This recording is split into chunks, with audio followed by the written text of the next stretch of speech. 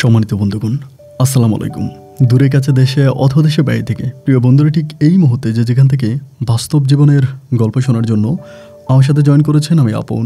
আর যে আপন জীবনের গল্পের 858তম পর্বে আপনাকে বরাবরের মতো স্বাগতম জানাচ্ছি। বন্ধুরা, আজ আমি আপনাকে শোনাবো বন্দনগরী চট্টগ্রামের ভাই মহিন হোসেনের জীবনের হৃদয় কাঁপানো এক বাস্তব জীবন কাহিনী। বন্ধুরা, আজকের গল্পের টাইটেল যে বাবার কাছে ইজ্জত ভিক্ষা চেয়েও রক্ষা পায়নি মেয়ে।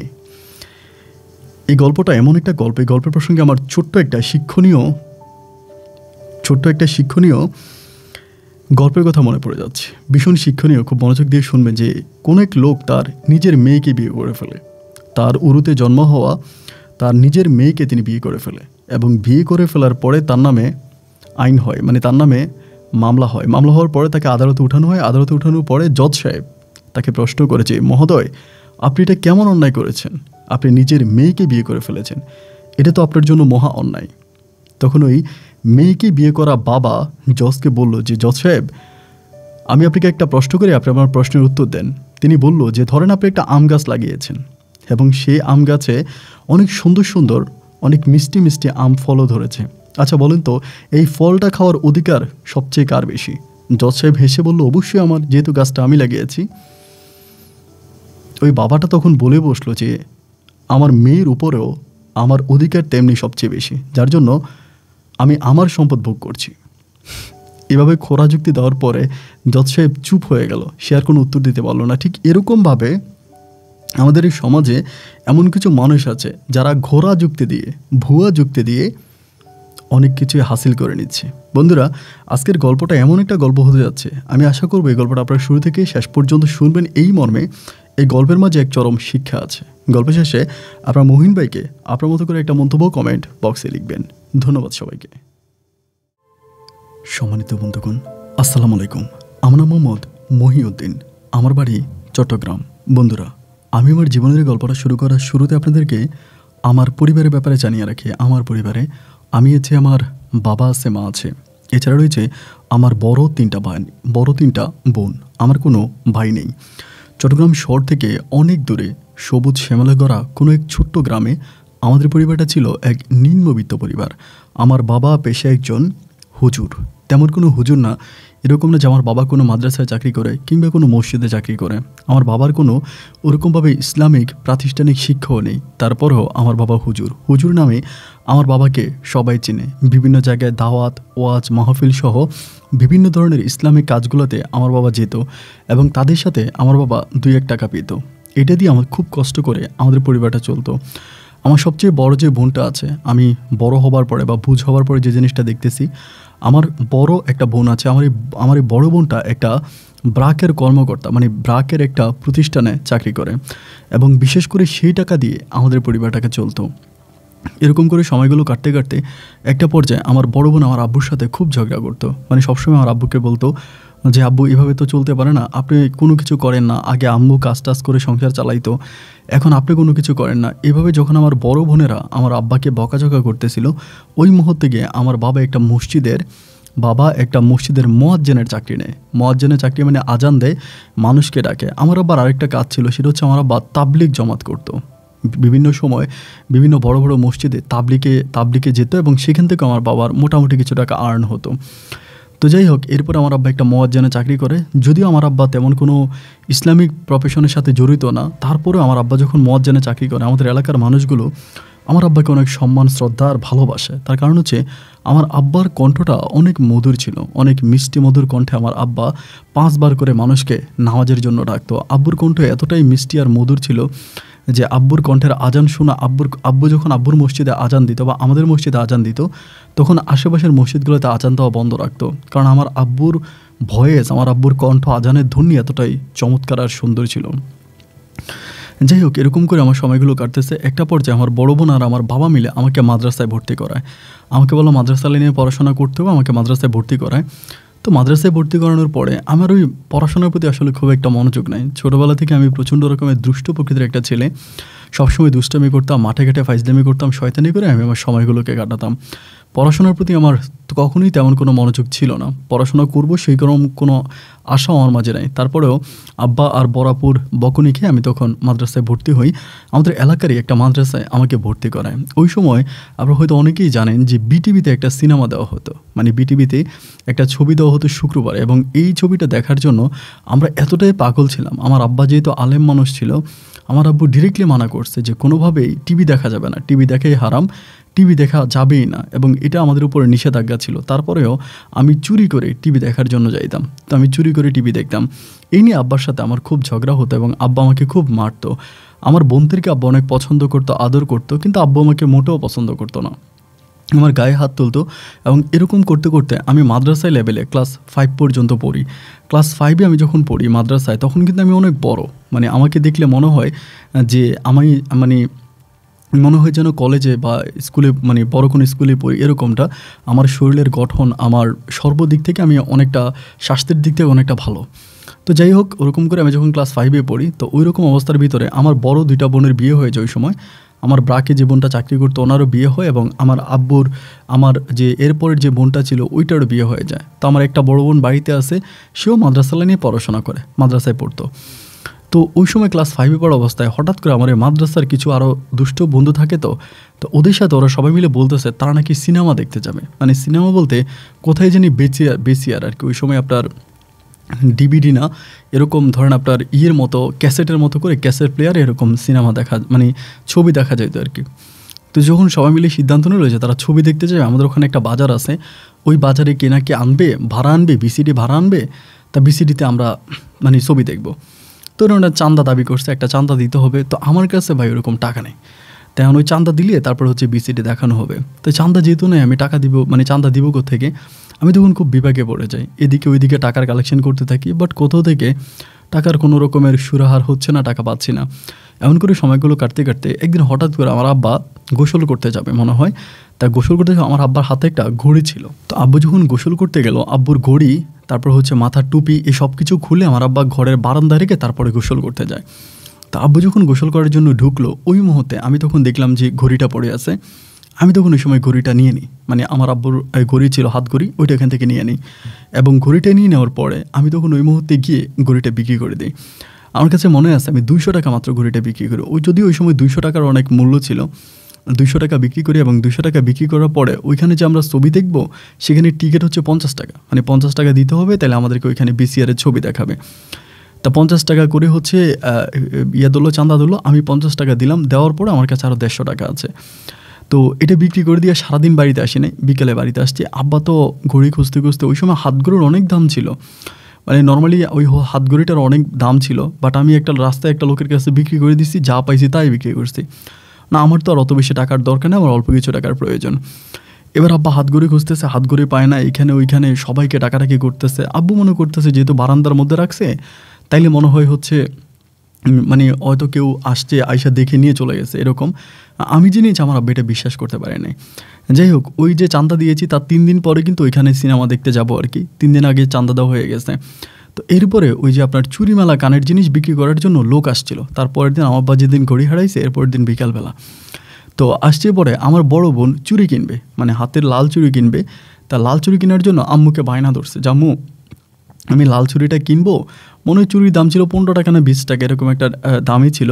তা বলে যে আমাকে টাকা দাও। আম্মু বলতেছে যে আমি টাকা দিব কোত্থেকে, আমার কাছে টাকা নাই। তা বলে আব্বুর কাছ থেকে নিয়ে দাও। বলে গতকালকে বিকেলে তোর আব্বুর ঘড়ি চুরি হয়েছে, তা এখন তোর আব্বুর কাছে টাকা চাওয়া যাবে না, এখন টাকা চাইলে তোর আব্বু রেগে যাবে, আমি এখন তোর আব্বুর কাছে কোনো টাকা যেতে পারবো না। আমার বড় বোন তখন কান্নাকাটি করতেছে আম্মুর সাথে, যে আম্মু যেমনি পারো আমার টাকাটা জোগাই দাও, এটা ওইটা কান্নাকাটি করে। তা আমার কাছে তো ওই সময় টাকা আছে, 150 টাকা মানে কিন্তু অনেক টাকা। কেন আমি চিন্তা করতেছি যে আমার বোনে এই 20 টাকার এই ইয়ার জন্য, চুরির জন্য কান্নাকাটি করে, আমি আমার বোনের চুরি কিনে দিব। নিজের ভিতরে জিনিসটা জাগলো আর কি, যে আমি আমার বোনের চুরি কিনে দিব। অ্যান্ড এটা জাগার পরে দেন ওই মুহূর্তে আমি তখন আমার বোনের বললাম যে কোথায় চুরি কিনবি, চুরিওয়ালা কই? বলে ওইখানে। আমি বললাম চল আমি তোর চুরি কিনে দিব। তো আমার বোন বলে চুরি কিনে দিবি, তুই টাকা পাবি কই? আমি বলে আমার কাছে টাকা আছে, কারোর কাছে বলিস না, তাহলে কিন্তু তোর কিনে দিব, আর বললে কিন্তু দিব না। তা বলে আচ্ছা ঠিক আছে, আমি কারোর কাছে বলবো না, তুই আমার চুরি কিনে দে। পরে আমি কী করলাম, আমার বোনেরে আমি তখন গিয়ে ওইখান থেকে চুরি কিনে দিলাম 20 টাকা দিয়ে। তা আমার বোন কিন্তু আমার কাছে ওই 150 টাকা দেখছে, দেখার পর ও কিন্তু কারো কাছে বলে নাই, আব্বুর কাছেও বলে নাই, আম্মুর কাছেও বলে নাই। ওই চুড়ি আনছে, আনার পরে তা চুড়ি এবার হাতে দিছে। রাতের বেলা আমি বলি চুড়ি হাতে দে, দেখি কেমন লাগে, তোর চুড়ি কিনে দিলাম। তা ও চুড়ি হাতে দিছে। চুড়ি হাতে দেওয়ার পরে এটা আমার আম্মু দেখে ফেলছে। তা ওই সময় কিন্তু ভাই 20 টাকারও ভালো মূল্য আছে মোটামুটি। তাই যখন দেখলো যে আমার বোনে হাতে চুড়ি দিছে, আমার মা তো দেখা কিরি ও টাকা পাইলো কই। আমি তখন ওরা রাতের বেলা 10টার দিকে ওরা ডাকছে, ডাইকা বলতেছে তুই টাকা কই পাইছস, টাকা কই পাইছস, চুরি কিনলে যে টাকা কই পাইছস। আমার বোন কিন্তু তখন আমার কথা বলে না যে আমি ওকে চুরি কিনে দিছি, আমার কথা বলে না, অতক্ষণও চুপচাপ।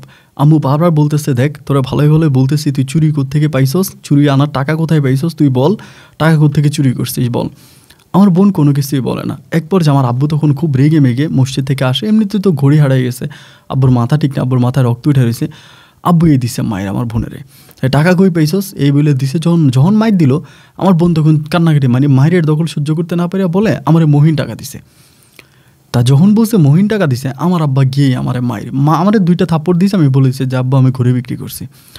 তা ঘড়ি বিক্রি করছি এটা বলার পরে আব্বু তখন আমার কী করলো, ওই 150 টাকা, এই 130 টাকা আমার কাছে ছিল, ওইটা দিয়ে আমার ধাক্কায় ঘর থেকে বের করে দিছে যে তুই বের হো, আমি তোর মতো সন্তান চাই না, মানে মায়ের এটার ঘর থেকে এই রাতের বেলায় বের করে দিছে। তা রাতের বেলায় বের করে দিচ্ছে। আমি তখন ওই রাতের বেলায় হাঁটতে হাঁটতে আমার নানু বাড়িতে চলে গেছি। পাশের গ্রামে আমার নানু বাড়ি ছিল। তা পাশের গ্রামে নানু বাড়িতে চলে গেছি। আমার আব্বা আম্মা আমার খুঁজতে খুঁজতে পাগল, আর লাস্টে মধ্যরাতে গিয়ে নানু বাড়িতে পাইছে যে আমি ওইখানে আসি, আমার আর আনে নাই। তা নানু বাড়িতে আসি, এরপরের দিন আমাদের এলাকায় মানে আমার আব্বু আম্মুকে বলে দিছে যে আমারে ও ঘড়ি, যেই ঘড়ি ও চুরি করে বিক্রি করছে, এই ঘড়িও আমারে কিনে দেওয়ার আগ পর্যন্ত ও বাড়িতে ভাত নাই, বাড়িতে ঢুকতে পারবো না, এবং ওই বাড়িতে কোনো খাবার নাই। ওই যতদিন আমার ঘড়ি কিনে দিতে না পারবে ততদিন যাতে আমার ঘরের মধ্যে না আসে, আমার বাড়িতে না আসে। এই কথা আমার আম্মু গিয়ে আমার আবার নানুকে বলছে, আমার নানা ভাইকে বলছে। তো আমার নানা নানুর অবস্থাও খুবই খারাপ, তারা অনেক গরিব, তো তাদের পক্ষেও সমর্থন আমাকে টাকা দেওয়া। এরকম চলতে চলতে ওই সময় মাঠে আলু তুলতেছে। তো গ্রামে আমার নানু বাড়িতে গ্রামে আলু তুলে, তা সবাই বলে যে 50 টাকা 60 টাকা করে দিবে, আলু তুলবি, আমারে বলে। আমি বলি হ্যাঁ আমি তুলবো। ওই ঝামেলায় পরে কিন্তু আমার ওই সিনেমাও দেখা হয় না, যে সিনেমার 50 টাকা চাঁদা দিছি ওইটাও কিন্তু আমি দেখতে চাইনি, মানে এই ঝামেলায় পরে আমি বলি যে ঠিক আছে আমি আলু তুলবো। তো এবার আমি সবার সাথে আলু তুলি, আলু তুলতে তুলতে মানে 1 দিন 2 দিন 3 দিন 4 দিন আলু তুলি, 50 টাকা 60 টাকা করে দেয়। মানে আমরা তো ছোটো মানুষ, অত বড় না। তারপর আলু তুলতেছে, 50 টাকা 60 টাকা করে হাজিরা দিচ্ছে। ওই টাকায় আমার ভালো টাকা আমার কাছে মোটামুটি হয়ে গেছে, একটু বড় ধরনের অ্যামাউন্ট হয়েছে, ভালো টাকা হয়েছে। এরপর আমাদের এলাকাতে এখানে ওয়াজ হবে। ওয়াজের সময় আমি কিন্তু আর বাড়িতে গেলাম না, ওইখানে রয়ে গেলাম, নানু বাড়িতেই রইলাম, বাড়িতে আর গেলাম না। এরপর ওয়াজের সময় মাইকিং করতেছে যে আমাদের গ্রামে ওয়াজ হবে। তা ওয়াজের সময় আমার নানু আমার বলে তুই যাবি না ওয়াজে? তাই আমি বললাম যে যাবো না। ওই সময় হঠাৎ করে আমার মাথায় একটা আইডিয়া আসছে, বাবা না আমারে বলছিল যে বাবারে ঘড়ি কিনে দেওয়ার জন্য, বাবার যদি ঘড়ি কিনে দিতে না পারি তাহলে আমার তো বাড়িতে জায়গা দিবে না। তো হঠাৎ করে আইডিয়া আসলো যে আমি ব্যবসা করব। তো ছোটো মানুষ তো কী ব্যবসা করব, ওই যে বাবার 120 টাকা 130 টাকা আমার কাছে আছে ঘড়ি বিক্রির টাকা, আর আমি তো এদিক দিয়ে কয়েকদিক দিনে আলু টালু উঠাইছি, মাঠে ঘাটে কাজ করছি, আমার কাছে কিছু টাকা আছে। তো সব টাকা দিয়ে আমার কাছে মনে হলো যে আমি ওয়াজের সময় দোকান দিব। তা আমাদের প্রাইমারি স্কুল আছে এলাকাতে, প্রাইমারি স্কুলের মাঠে ওয়াজ হয়। তা ওই ওয়াজে তখন আমি কী করলাম, 2টা বাজে চলে গেছি। আমি আমার নানু বাড়ি থেকে পাইকারি বাজারে গেছি আমার নানারে নিয়ে। তাই আমার নানা তখন আমার চানাচুর, তারপরে আপনার এইটা অনেক কিছু কিনে দিচ্ছে, খেলনা কিনে দিছে, এগুলো আমি দোকানে বিক্রি করবো আর কি ওয়াজের সময়। তো এইসব কিছু নিয়ে 2টা বাজে আমি তখন কী করলাম, ওই যে মাহফিলের ওইখানে একটা দোকান দিলাম। আমার মতো অনেকেই দোকান দিছে ওই সময় মাহফিলে, গ্রামের মাহফিলগুলোতে এরকম দোকান বসে আর কি, দোকানপাট বসে। তা ওরকম করে ওইখানে দোকান দিলাম। দোকান দেওয়ার পরে আলহামদুলিল্লাহ ভালোই বিক্রি হচ্ছে, কিন্তু অত ভালো বিক্রি হয় না, অনেক মালে রয়ে গেছে। তা সন্ধ্যার সময় আমার আম্মু তখন আসছে, আইসা আমার বলতেছে বাড়ি চল। আমি বললাম যাবো না। তাও জোরাজোরি করে আম্মু আমার বাড়িতে নিয়ে গেছে, আমার বোন সহ, তাই মালামালগুলো সব নিয়ে গেছে। এই আম্মু তখন আমার বাড়িতে যাওয়ার পরেও চিল্লাচিল্লি করতেছে যে কী দরকার ছিল এই জিনিস কেনার, এতে ব্যবসা করার, আরে ব্যবসা করতে আসছে, এটা ওইটা বলতেছে। তা পরের দিনও তখন ওই মালগুলো রয়েছে, আমার আম্মু আমার ডাইকা বলতেছে, আমি তো সময় পড়াশোনা বন্ধ, আমার বলে মহিন এই যে মালগুলো রয়েছে প্রাইমারি স্কুলের সামনে তো অনেক পোলাপাইন আছে, ওইখানে গিয়ে মালগুলো বিক্রি কর না, বাড়িতে বসে না থেকে। আমার আম্মু এটা আমার বললো। বলার পরে আমি তখন ওই প্রাইমারি স্কুলের সামনে পাশের একটা বিছায়া ওইখানে আমি তখনই আমার খেলনা, তারপরে কিছু খাবার ছিল, যদিও আমার বড় বোনে অনেকগুলো খাইয়ে ফেলছে রাতে, তা ওইগুলো বিক্রি করার জন্য ওইখানে বসছি। ভাই দেখলাম সারাদিন আমার সব বিক্রি হয়ে গেছে খেলনা, আমার প্রায় ওই সময় 400 টাকার মতো লাভ হয়েছে, মানে বেচা বিক্রি করার পরও 400 টাকা লাভ। তা 400 টাকা যখন লাভ হয়েছে, আমি তো তখন আমি তখন আরও মাল নিয়ে আসছি। আরও মাল নিয়ে এসে এই স্কুলের সামনে বেচা কিনা করতে শুরু করছি। ধরুন এরপর একটা টুকরির মধ্যে বিক্রি করতেছি, এরকম টুকরির মধ্যে বিক্রি করি। তা করতে করতে করতে করতে আমি প্রায় 2 বছরের মতো এভাবে দোকানদারি করি এই সামনে, প্রাইমারি স্কুলের সামনে। এক পর্যায়ে আমার আব্বা তখন দেখলো যে আমার আইন উন্নতিও ভালো হচ্ছে, ইনকামও ভালো হচ্ছে। আমি কিন্তু আমার আব্বার একটা ঘড়িও কিনে দিছি এই 2 বছরে। আপনার ওই যে টুকরির মধ্যে মাল বিক্রি কইরা, মানে খাঁচার মধ্যে মাল বেচে আমি আমার আব্বার একটা ঘড়িও কিনে দিই। তা ঘড়ি কিনে দেওয়ার পর আব্বু অনেক খুশি আমার একটা টঙের দোকান আব্বা বানাইয়া দেয়। আব্বার কাছ থেকে কিছু টাকা, আমার আম্মুর কাছ থেকে কিছু টাকা নিয়ে বাঁশ দিয়ে টিন দিয়ে একটা টং দোকান আমরা বানাই দিই প্রাইমারি স্কুলের সামনে। তা প্রাইমারি স্কুলের সামনে ওই টঙের দোকান থেকে আলহামদুলিল্লাহ আমার তখন আস্তে অনেক ভালো প্রফিট হতে থাকে। মোটামুটি অনেক টাকা আমার তখন ইনকাম হয়ে গেল, অনেক ভালো টাকা ইনকাম। এবং সবাই আমাকে তখন ব্যবসায়িক হিসাবে চিনতে শুরু করলো, সবার কাছে আমি ব্যবসায়িক পরিচিত। অ্যান্ড এইভাবে সময়গুলো কাটতে কাটতে একটা পর্যায়ে আমি তখন এখান থেকে প্রায় এখানে আমি 4-5 বছরের মতো ব্যবসা বাণিজ্য করি, 5 বছরের মতো ব্যবসা বাণিজ্য করি। অ্যান্ড আমারও ব্যবসা তখন অনেক লাভবান হওয়ার পরে আমি তখন আমাদের যে বড় বাজার আছে, আমি তখন আমাদের বড় বাজারে একটা মুদি দোকান দিয়ে দিই।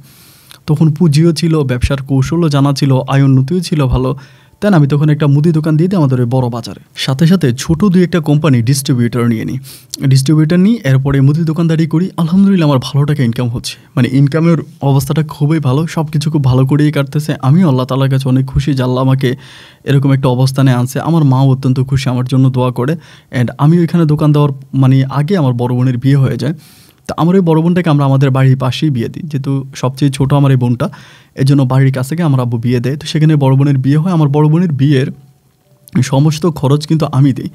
আমার এই বোনটার বিয়েতে যত টাকা খরচ হয় তার সমস্ত টাকা আমার ব্যবসা থেকে আমি আমার ছোটো বোনটাকে বিয়ে দিই। যাই হোক আলহামদুলিল্লাহ আমার এই বোনটার বিয়ে হয়ে যায়, ওইখানে দোকানদানি করি। তো ওই সময় পর্যন্ত কিন্তু আমার ভিতরে ওই খারাপ নেশাটা আছে, যে নেশার কথা আমি বারবার বলি, যে নেশার জন্য আমার পড়াশোনা বন্ধ হয়েছে, আবার হাত গড়ে বিক্রি করা হয়েছে। ওই নেশাটা কিন্তু মাথার মধ্যে তখনও কাজ করে, যে বিভিন্ন জায়গায় যাওয়া, এরপরে এইভাবে খারাপ জিনিস দেখা, এইগুলা এরকম করতে করতে হঠাৎ করে ওই আমাদের এলাকারই পোলাপাইনের সাথে তো চলি, খারাপ পোলাপাইন, ওরা বলতেছে যে মহিন অমুক জায়গায় একটু প্যাকেজের অনুষ্ঠান করা হয়েছে, যাবি কিনা? তো প্যাকেজ মানে হয়তো আমাদের ওইখানে আমি জানি না যে অন্য ডিস্ট্রিক্ট এটা হয় কিনা, আমাদের চিটংয়ে হয় যে এরকম যাত্রার অনুষ্ঠান হয় আর কি। মানে যাত্রার অনুষ্ঠান, এখানে অনেক মেয়েরা নাচে বা পুতুল দেয়, পুতুল খেলা দেখায়, গান গায়, মোটামুটি একটা বড় আয়োজন করে টিকিট কেটে ঢুকতে হয়। তো ওই আমাদের এখানে অনুষ্ঠানটা প্রায় 14 দিন ধরে হয় আর কি, মেলার মতো হয় অনুষ্ঠানটা 14 দিন। তা তৃতীয় দিনের দিন আমি তখন ওই অনুষ্ঠান দেখার জন্য গেছি, টিকিট কেটে দোকান বন্ধ করে, দোকান একটু তাড়াতাড়ি বন্ধ করে অনুষ্ঠান দেখার জন্য গেছি। তা অনুষ্ঠান দেখার জন্য যাওয়ার পরে রাত 11:30টার দিকে ভাই হঠাৎ করে একটা মেয়ে নৃত্য করার জন্য আসে। মানে মেয়েটার দিকে আমার চোখ পড়ে যায়, যেমন সুন্দর তেমন লম্বা, একেবারে ইন্ডিয়ান নায়িকা ঐশ্বরিয়ার মতো চেহারা, বডি ফিটনেস এতটাই সুন্দর, গায়ের গঠন এতটাই সুন্দর যে নর্মালি কোনো মানুষ দেখলে পাগল হয়ে যাবে। মানে তার বডি স্ট্রাকচারটা এত চমৎকার, একেবারে অবিকল ইন্ডিয়ান নায়িকার মতো, ঐশ্বরিয়ার মতো চেহারা, অবিকল ঐশ্বরিয়া। আমি কিন্তু ওই সময় ঐশ্বরিয়ার অনেক ফলো করতাম। তা দেখি যে ঐশ্বরিয়ার মতো চেহারা, মেয়েটারে দেখার পরে ভাই আমি এক দেখে মনে তার প্রেমে পড়ে গেছি। তা মানে যারা দেখছে আমার সাথে ওইখানে অনুষ্ঠানটা, প্রত্যেকটা মানুষ বলছে যে এই মেয়েটা খুবই সুন্দরী এবং যথেষ্ট পরিমাণে সুন্দরী, তার মানে সর্বদিক থেকে সবাই তারা পছন্দ করছে। তো আমারও তারে খুব ভালো লাগছে, লাগার পরে আমি তার দিকে তাকিয়ে আছি, এক দৃষ্টিতে তাকিয়ে আছি।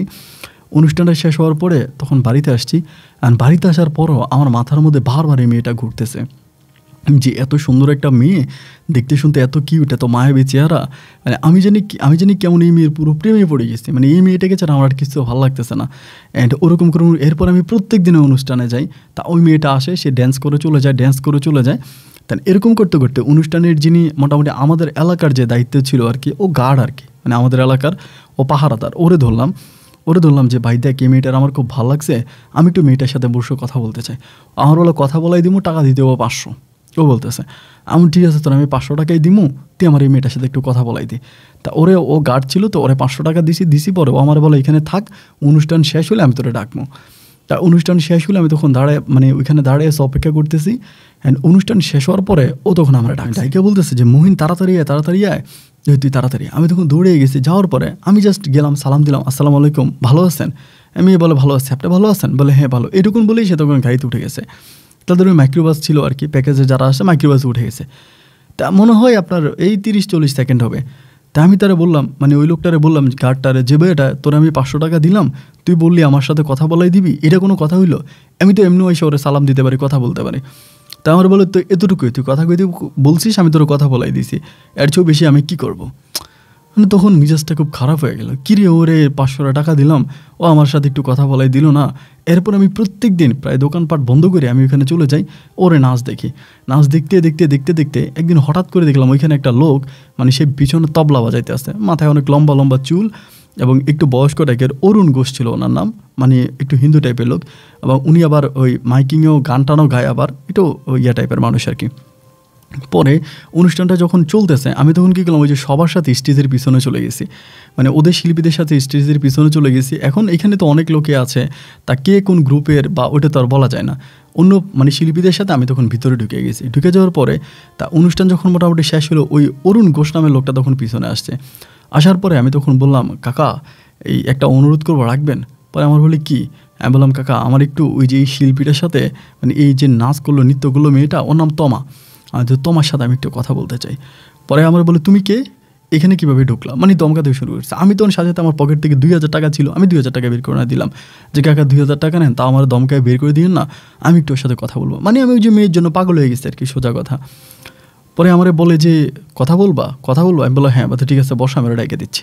ও 2000 টাকা দেওয়ার পরে কিন্তু পরে ডাইকে দিছে পরে আমি বসে আছি, মেয়েটা আসছে, এসে আমার সামনে চেয়ারে বসছে। তা বসার পরে আমি বললাম, কেমন আছেন? বলে হ্যাঁ ভালো আছি। কী ব্যাপার, আপনি নাকি আমার জন্য খুব মাতোয়ানা, ঘটনা কি? এই বলতে বললাম, আমার পাশে বসে আমার হাতটা ধরছে। বাইরে ভাই, আমার হাত ধরার পরে মনে হয় যেন আমার পুরোটা শরীর বরফ হয়ে গেছে। আমার শরীরে মনে হয় আইস ব্যাগ দিয়ে কেউ যাইতে ধরছে। আমি ঠান্ডা হয়ে গেছি ভাই, এত যে সুন্দর মেয়ে, মনে হয় আমার জীবনে আমি এত সুন্দর মেয়ে দেখি নাই আর কি, এবং কোনো সিনেমায়ও দেখি নাই। এক কথায় আমি তাকে ঐশ্বরিয়া বলে আখ্যায়িত করি, ঐশ্বরিয়ার মতো চেহারা।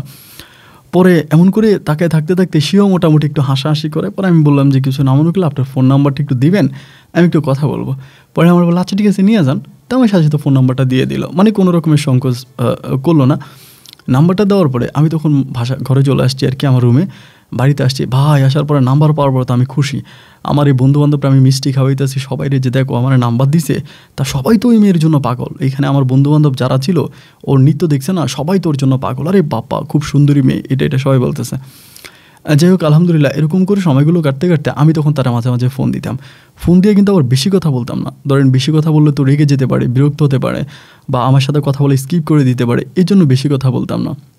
মাঝে মাঝে ফোন দিতাম, আপা কেমন আছেন, ভালো আছেন, কি করতেছেন, শরীর স্বাস্থ্য ভালো, এরকম করে জাস্ট দুই একটা কথা বলতাম। খুব বেশি কথা বলতাম না, যাতে সে আবার যদি মাইন্ড করে বসে, এর জন্য বেশি কথা বলতাম না। হালকা হালকা তার সাথে কথা বলি, এবং কথা বলতে বলতে সেও আমার সাথে কথা বলে। এভাবে কথা বলতে বলতে তার সাথে মোটামুটি আমার এক ধরনের একটা ভালো লাগার সম্পর্ক তৈরি হয়ে যায়।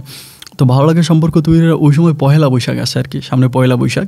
তা আমি তার অনুরোধ করি যে আপনি তো অনেক বড় মাপের একজন শিল্পী, আমি পহেলা বৈশাখে আপনার সাথে একটু দেখা করতে চাই, এটা বললাম।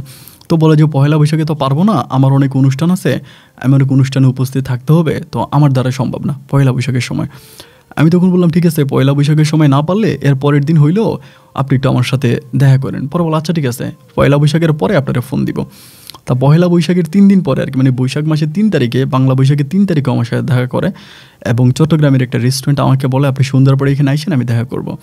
তা সন্ধ্যার পরে যাই দেখি যে অরুণ ঘোষ যে লোকটা আমার প্রথম ওর সাথে কথা বলাই দিয়েছে, ওই লোকটাকে নিয়ে আসছে, এবং আসার পরেও পরিচয় করে দিল যেটা আমার আব্বু, এটা আমার আব্বা, আমি ওনার মেয়ে। পরে ওনারে আমি সালাম দিলাম, আঙ্কেল আসসালামু আলাইকুম। পরে যেগুলো অরুণ ঘোষ বললো, তাহলে তো অরুণ ঘোষের মেয়ে মানে তো হিন্দু মেয়ে, মানে তোমার তো তাহলে হিন্দু হবে।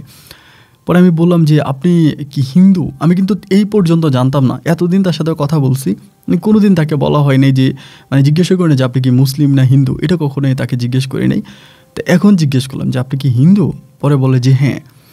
মানে এটা শোনার পরে আমি যদিও মনে মনে একটু কষ্ট পাইছি, তাই হিন্দু হোক আর মুসলিম হোক আমার এটা দেখার বিষয় না, আমার ওরে ভাল লাগছে, আমি ওর জন্য পাগল, আমার ওরেই লাগবে, সোজা কথা যেটা।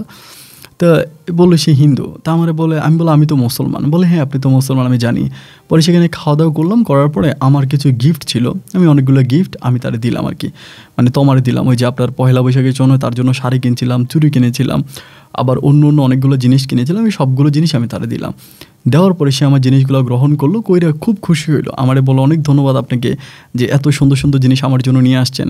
আমি ওকে দিলাম, এবং ও ওই চুড়িগুলো আমার সামনে পড়লো। ভাই আমার এত ভালো লাগলো, এত শান্তি লাগলো, মনে হয়েছিল আমার কলিজাটা ঠান্ডা হয়ে গেছে, যে এত কষ্ট করে কিনলাম আর কি তার জন্য একটু একটু করে। পরে ওর বাবা সহ তখন চলে গেল। চলে যাওয়ার পর আমি তার সাথে তখনও কথা বলতেছি, এরকম করে দীর্ঘদিন কথা বলি, আর দেখা কিন্তু হয় না, দেখা ওই একবারে, কারণ ওর প্রতিদিনের প্রোগ্রাম থাকে, একদিন এখানে তো একদিন ওইখানে। ভালো নৃত্যশিল্পী ছিল, এই জন্য শিডিউল পাইতাম না, কথা বলার কোনো শিডিউল পাইতাম না। তা এভাবে সময়গুলো কাটতে কাটতে একদিন আমি মানে দুঃখ করে তারে বলতেছি যে যারা ভালোবাসলাম, যারা পছন্দ করলাম, ও তো আমার ধর্মের না, ওরে নিয়ে আমি সংসার করব কেমন করে। এই কথায় কথা কোন একটা কথার প্রসঙ্গে জানি উঠছে রাতের বেলায়। তাই তখনও আমার বলতেছে, বলতেছে এই দুনিয়াতে কেউই আসলে কারোর জন্য যোগ্য হয়ে আসে না, এই দুনিয়াতে কেউ কারোর জন্য যোগ্য হয়ে আসে না, যোগ্য করে নিতে হয়। ভালোবেসে কেউ কাউকে সহজে পেয়ে যায় নাই, ভালোবাসা যুদ্ধ করে জয় করতে হয়। এই কথাগুলো আমাকে বলে। তা বলার পরে আমি তখন বললাম যে তোমার একটা কথা বলবো, অ্যান্ড তুমি যদি আমার কাছে মানে আমি একটা বিপদে আছি, আমাকে একটু সাহায্য যদি করো, এমন করো। ওই সময় কিন্তু তার সাথে আমার বন্ধুত্বপূর্ণ সম্পর্ক, মানে ও আমার বন্ধু, আমি ওর বন্ধু, মানে ফ্রেন্ডের মতো কথা বলি, এরকম মানে ডিপ কোনো সম্পর্ক না। পরে বলে ঠিক আছে বলেন, এরকম করবে। আমি যে আমি একটা মেয়েরে ভালোবাসি, ওরে খুব পছন্দ করি, ওরে আমার খুব ভালো লাগে এবং আমি ওর সাথে সংসার করতে চাই। তো সম্পর্ক হওয়ার সময় মানে যখন আমাদের মাঝে বন্ধুত্বটা হয়, তখন আমি জানতাম না যে মেয়েটা হিন্দু, এবং বন্ধুত্বটা গভীরভাবে পৌঁছে যাওয়ার পর একটা সময় জানতে পারে যে মেয়েটা হিন্দু। কিন্তু এখনও তো আমি তারা পছন্দ করে, তারা ভালোবাসি। তাই সে যদি হিন্দু হয় তাহলে আমি কীভাবে তার সাথে সংসার করব, বা আমি তো ওরা ছাড়া বাঁচব না। পরে আমারে বলতেছে ও তো বুঝছে, সবই বুঝছে, ও তো খুব চালাক, অত বোকা না, পুরোটাই বুঝছে। আমারে বলতেছে তাহলে আপনি মেয়েটাকে ভালোবাসি কথাটা বলে দেখেন। আমি তো ভালোবাসি বলে লাভ কি, ও এক ধর্মের, আমি এক ধর্মের, দুজন দুই ধর্মের, এটা কিভাবে হবে। তখন সে আমাকে বলতেছে এই সমাজে অনেক মেয়েরাই আছে তারা ভালোবেসে মুসলিম হয়ে যায়, এবং এরকম অনেক মেয়ে আছে যারা তাদের ভালোবাসার মানুষকে পাওয়ার জন্য ধর্ম ত্যাগ করে। তা আপনি ওই মেয়েকে বলে দেখেন, সে হয়তো তার ধর্মটাও ত্যাগ করতে পারে। এটা বলে আসে মুচকি হাসতেছে। আমি বললাম সত্যি তো? বলে হ্যাঁ সত্যি। আমি ঠিক তখনই বলে বসলাম যে আমি তোমারে ভালোবাসি, তুমি কি আমাকে ভালোবেসে বিয়ে করে তোমার ধর্মটা পাল্টাবা? এমন করে তখন চুপ হয়ে যায়, কিছু বলে না, মুচকি হাসতেছে। আমি বললাম যে কি হলো, আমার প্রশ্ন উত্তর দাও। ও আমাকে বলে কালকে দিব, কালকে অমুক জায়গায় আইসেন। এটা কিন্তু তার সাথে আমার এবার দ্বিতীয়বার দেখা হয়। মানে ধরেন অনেক মাস ধরে কথা বলি কিন্তু দেখাটা হয় না। এবার বলে কালকে অমুক জায়গায় আইসেন, কালকে দেখা হইলে বলবনি। তা এরপরের দিন যখন আসি ওই জায়গায়, ও আমার পাশে বসে, আমি ওর পাশে বসে থাকি একটা পার্কের মধ্যে। ওই দিন একাই আসে এবং খুব সুন্দর করে একটা 3 পিস পরে আসে। ভাই এত যে সুন্দর লাগে বলার মতো না, অনেক সুন্দর লাগে। তা 3 পিসটা পরে আসার পরে আমি তার পাশে বসি, ও আমার পাশে বসে। এখন বসার পরে ও আমাকে বলতেছে কি কালকে রাতে কি বলছিলেন। আমি তখন বললাম যে যেটা বলার সেটা তো বললামই, আপনি তো কোনো উত্তর আমার দিলেন না।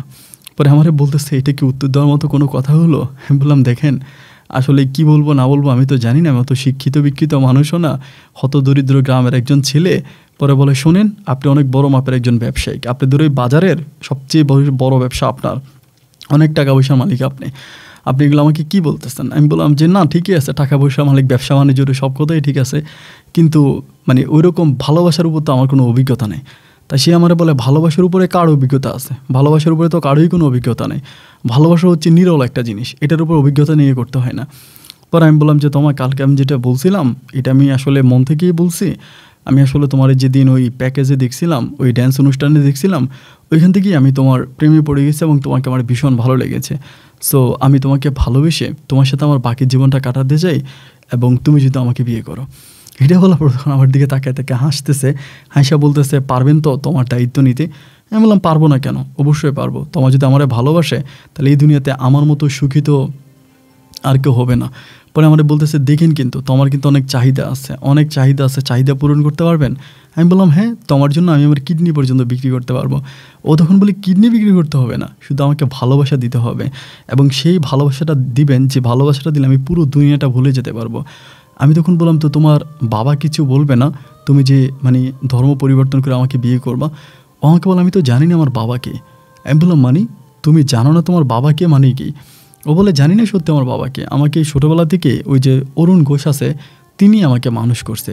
আমি আদৌ জানি না আমি কি হিন্দু না মুসলিম, আমার ধর্ম সম্বন্ধে আমি জানি না। আমি তখন বললাম মানে আমি তোমার কথা বুঝতেছি না, তুমি এগুলো কী বলতেছো? ও আমাকে বলে সত্যি তো তাই, আমি নাকি ফুটপাতেই ছিলাম, ওইখানে আমি পথ শিশুদের মতোই ছিলাম, বিভিন্ন রেল স্টেশনে এই জায়গায় ওই জায়গায় বিভিন্ন জায়গায় ভিক্ষা করতাম, এবং এভাবে আমার সময়গুলো কাটতো। একটা পর্যায়ে অরুণ ঘোষ নামের এই লোকটা তিনি আমাকে দেখে আমাকে পছন্দ করে। আমি ছোটোবেলা থেকে তো অনেক সুন্দর ছিলাম, এবং পছন্দ করে বলে তিনি আমাকে নিয়ে চলে যায়। এখন আমার বাবা মায়ের কোনো স্মৃতি আমার মনে নাই, মানে আমার যখন থেকে আমার যতটুকু বুঝ আর কি, এবং আমার ওই বুঝার বয়সটাতে আমি অরুণ ঘোষ রে পাইছিলাম, তেনাকে আমি বাবা হিসাবে পাইছি। তো আমার আসলে আমার নিজের বাবার কোনো ঠিকানা আমার নাই, বা আমি আমার বাবার কোনো ঠিকানা, মায়ের কোনো ঠিকানা বলতে পারবো না। তাই আমি বললাম তুমি যে ধর্মটা পালন করো হিন্দু ধর্ম, এটা বলে ইনি আমাকে নিয়ে গেছে, নিয়ে হিন্দু বানাইছে, আমি ওই ধর্ম করতেছি। তো আমি আদৌ সত্যিকার অর্থে জানি না যে আমি কোন ধর্মের মানুষ এবং কতটুকু বয়স উনি আমাকে পাইছে। জাস্ট উনি বললো আমি নাকি পথ শিশু ছিলাম। তা মাঝে মাঝে মনে হয় যে উনি আমাকে আমার বাপ মায়ের কাছ থেকে চুরি করে নিয়ে আসছে, যেহেতু আমি দেখতে সুন্দর ছিলাম। তো এরকম করে ওর সাথে কথাবার্তা বলে ওর কথাগুলো শোনার পরে মানে আমার ভিতরটাও কেমন জানি একটু আনচান মানে মেরে উঠলো যে আসলে তুমি এটা অনেক অসহায়, ওর তো আসলে এই পৃথিবীতে হিসাব করলে কেউই নেই। তাই আমি বললাম যে তোমার বাবা মা আত্মীয় স্বজন কারো কোনো ঠিকানা তুমি কোনো কিছু জানো? ও বলেন না, আমার কারো কোনো ঠিকানাও জানা নেই। আমার যে মানে ওই কিন্তু ওই সময় পাসপোর্টও করছে, আমাকে বলো আমার পাসপোর্টের ভিতরে আমার বাবার মানে নাম হচ্ছে অরুণ ঘোষ, ওনার নাম দিয়েছি, এবং তিনের যে স্ত্রী ছিল মারা গেছে, আমি সেই মহিলার নামে আমার মায়ের নাম দিছি। আমি ওনাদের পরিচয় দিয়ে পাসপোর্ট করছি, বাট আমার কোনো ঠিকানা মানে আমার পিতৃ কোনো ঠিকানা আমি জানি না। তাই আমি বললাম যে এই যে ঘটনাগুলো, এই ঘটনাগুলো তোমাকে কে বললো বা এই সত্যগুলো তুমি জানতে পারলা কেমন করে? ও আমাকে বলে এগুলো আমার আব্বাই বলছে, অরুণ ঘোষে বলছে যে আমি ওনার মেয়ে না, কারণ ওনার সাথে আমার চেহারা তো কোনো অংশে মিলে না। আসলেই ঠিক, অরুণ ঘোষ লোকটা একদম কালো ছিল, পরিপূর্ণভাবে কালো, এবং চেহারা খুবই কুচ্ছির টাইপের ছিল। বাট ওর চেহারা অনেক সুন্দর, তোমার চেহারা অনেক সুন্দর, এবং তোমার শরীরটা মনে হয় দুধে আলতার মতো এরকম চকচক করা শরীর, খুব সুন্দর চেহারা। তাই এখন তো ওনার মেয়ে, এটা বলাই যায় না। তাই তারপরেও অনেক সময় আমি ভাবছিলাম যে হয়তো তার মা সুন্দরীর জন্য এরকমটা হয়েছে। পরে এসে আমাকে বললো যে না, উনি আমাকে নিজেই স্বীকার করছে যে আমি তার মেয়ে না, কিন্তু উনি আমাকে নিজের মেয়ের মতোই দেখে। যাই হোক, আলহামদুলিল্লাহ। আমি তখন বললাম যে তাইলে কি তুমি তোমার ধর্ম পরিবর্তন করে আমার সাথে তোমার বাকি জীবনটা কাটানোর জন্য প্রস্তুত? আমাকে বলে হ্যাঁ অবশ্যই, আমি আমার বাকি জীবনটা তোমার সাথে কাটাতে চাই, এবং তুমি যদি আমাকে গ্রহণ করো, তুমি যদি আমাকে ভালোবাসো, এটা তো আমার কাছে অনেক বড় একটা পাওয়া। সো এটার চেয়েও বড় পাওয়ার কিছু হতে পারে না। আমি তো একজন রাস্তার মেয়ে হিসাব করলে, তো এরকম রাস্তার মেয়েকে একজন প্রতিষ্ঠিত ব্যবসায়িক ভালোবাসবে, বিয়ে করবে, তাকে নিয়ে সংসার করবে, সো এটা তো আমার জন্য অনেক বড় পাওয়া। আমি বললাম ঠিক আছে, সব কিছুই ঠিক আছে, কিন্তু তোমাকে কিন্তু তোমার ধর্ম পরিবর্তন করে মুসলিম হইতে হবে। ও আমাকে বলে তা তো অবশ্যই, আমি আমার ধর্ম পরিবর্তন করবো এবং মুসলিম হয়ে যাব, কিন্তু এখানে একটা কথা আছে। ও আমারে বলে, আমি বললাম যে কোন কথা? ও বলে আমি যে তোমাকে বিয়ে করে তোমাদের পরিবারে যাব, আমি আমার বাবার সম্বন্ধকে বলেছিলাম যে আমার বাবা কী করে এগুলো সব কিছু। ও বলে তোমাদের এলাকার প্রায় সব মানুষই কিন্তু আমাকে ওই নৃত্যর অনুষ্ঠানে দেখছে, বা সবাই কিন্তু আমাকে চিনে, আমাকে দেখলেই কিন্তু সবাই চিনে যাবে। এখন তুমি যদি আমাকে বিয়ে করে তোমাদের ওই পরিবারে নিয়ে যাও, তাহলে কি তোমার আব্বা এটা মানবে, তোমার মা এটা মানবে? কারণ তুমি আমাকে যেটা বললে যে তোমার আব্বা একজন মসজিদের মুয়াজ্জিনের চাকরি করে, এবং তোমাদের পরিবারটা এরকম একটা পরিবার, ইসলামিক একটা পরিবার। তো এরকম ইসলামিক একটা পরিবারে আমার মতো একটা নৃত্যশিল্পীকে কি তারা মেনে নিবে? আমি তখন বললাম হ্যাঁ, এটা তো আসলে আমি আগে কখনো ভেবে দেখি নাই, এটা তো আসলে একটা ভাবার বিষয়। আমার আব্বা তো, আমার মা তো আসলেই বিষয়টা মানবে না, আমার কাছে মনে হয় না যে তারা এই বিষয়টা মেনে নেবে। আমাকে বল, আমি তো সেটাই বললাম যে তোমার আব্বা মা মানবে না, এখন কি করা যায়, তুমি কি করতে পারো? আমি তখন বললাম যে তোমার দেখো, আমার বাপ মা মানবে কি মানবে না এটা আমি বুঝি না, তবে আমি যেটা স্পষ্ট বুঝি সেটা হচ্ছে আমি তোমাকে ছাড়া বাঁচবো না। আমি তোমাকে অনেক বেশি ভালোবাসি, এবং আমার বেঁচে থাকার জন্য তোমাকে প্রয়োজন। আমার বাবা মা তোমাকে মেনে নিবে কি নিবে না, কে মানবে কে মানবে না, এই সব কিছু আমি জানি না তোমা। আমার কথাই একটা যে আমার বাঁচতে হলে তোমাকে লাগবে, এবং আমি তোমাকে না পাইলে মরে যাবো। ওরকম করে কান্নাকাটি শুরু করে দিই। আমাকে বল আচ্ছা ঠিক আছে, কান্নাকাটি করো না, সমস্যা নেই, কান্নাকাটি করার বিষয় না, ওকে ফাইন, ঠিক আছে, দেখি কী করা যায়, তুমি এত মন খারাপ করো না, আর সব কিছু ঠিক হয়ে যাবে, এমন করে আমাকে বুঝায়। তা আমিও তাকে বুঝাই। যাই হোক, আলহামদুলিল্লাহ। এবং এরপর থেকে দুজনের মাঝে আমাদের একটা সম্পর্ক চলে। ও বিভিন্ন জায়গায় নৃত্য অনুষ্ঠানে যায়, আমাকে ফোন দেয়, আমি যাই, আমি দেখি, ও নাচ গান দেখি, মোটামুটি আমার কাছে খুব ভালোই লাগে। এরকম করে সময়গুলো কাটতে কাটতে ও কিন্তু বাংলাদেশের মানে ওই আমাদের চিটংয়ের হাতে গোনা কয়টা ভালো নৃত্যশিল্পীর মাঝেও একজন ছিল আর কি। পরে এরকম করতে করতে আমি একদিন আমার মাকে আমি হালকা ধারণা দিই আর কি, মানে পরিপূর্ণভাবে তো এটা বলা সম্ভব না, হালকা করে মাকে বলে যে মা এমন এমন ঘটনা, এখন এইটুকুন মাকে একটু জানাইলাম। জানানোর পরে মা খুব রেগে গেল, মুহূর্তের মধ্যে অনেক রেগে গেল, এবং রেগে গিয়ে আমার সাথে এলো পাতারে গালাগালি করতে শুরু করলো যে তুই কী বললি, এটা কী ধরনের কথা বললি, এটা কোনোদিনও সম্ভব না, এমন কথা বলবি না যেটা কোনোদিনও সম্ভব না। মানে মা আমার সাথে খুব খারাপ ব্যবহার করলো এবং রাগারাগিও করলো। তা আম্মু রাগারাগি শুনে আমি তখন একটু থমকে গেলাম যে আসলে কি করা যায়। দেন আমি তখন তোমার সাথে আলোচনা করলাম যে তোমা, আমার আম্মু তো মানবে না, এবং আমার আম্মু এটা মানবেও না, এখন আমি কি করব তুমি বলো। আমার আব্বাকে তো বলা সম্ভবই না, আব্বু আমাকে 2 টুকরা করে ফেলবে কোপ দিয়ে। ও তখন আমাকে বলে তাহলে আর কি করার, দেন আমাকে ভুলে যাও, আমি আমাদের ধর্মের কোনো একটা ছেলেকে বিয়ে করে ফেলবো। বা এটা যখন ও বলছে আমার কাছে আমার কলিজাটা মনে হয় ছিঁড়ে গেছে। আমি বলি যে তোমার এটা কখনোই হতে পারে না, না আমি তোমাকে ভালোবাসি, আমার জীবন থাকতে আমি কোনোদিনও তোমাকে অন্য কারোর সাথে বিয়ে, এটা আমি মানতে পারবো না তোমা। এটা তুমি কোনোদিনও করো না। ও আমাকে বলে তাহলে আমি করবো কি, আমার তো বিয়ে করতে হবে এবং আমার বিয়ের বয়স হয়েও গেছে। আমি চাইতেছি আমি এই নৃত্যের অনুষ্ঠানগুলো ছেড়ে দিব, বিভিন্ন জায়গায় যায় মানুষ খারাপভাবে দেখে, ভালো লাগে না, এবং সমাজে নিজেকে নর্তকী হিসাবে পরিচয় দিতে আমার কাছে অনেক খারাপ লাগে। সো আমি এই প্রফেশনটাকে ছেড়ে দিতে চাই। এই প্রফেশনটাকে ছেড়ে আমি অন্য একটা প্রফেশনে গিয়ে আমি আমার জীবন পরিচালনা করতে চাই। আমি এইভাবে আমার জীবনে আর থাকতে চাই না, মানে আমি এই কাজ আর করতে চাই না। আমি তখন বললাম যে সব কথাই ঠিক আছে, তুমি এই কাজ করতে চাও না, এই প্রফেশন থেকে চলে আসতে চাও, কিন্তু আমি তো তোমাকে পছন্দ করি না, আমি তোমাকে ভালোবাসি। তো আমার এই ভালোবাসা, আমার এই পছন্দের কোনো মূল্য কি তুমি দিবা না? ও আমাকে বলে আমি কী করতে পারি বলো, এখন তোমার আব্বু রাজি না হইলে আমার কী করার আছে? আমি তখন হুট করে বললাম যে তুমি কি আমার সাথে পালিয়ে যাবা, আমি তোমার পালায় বিয়ে করব।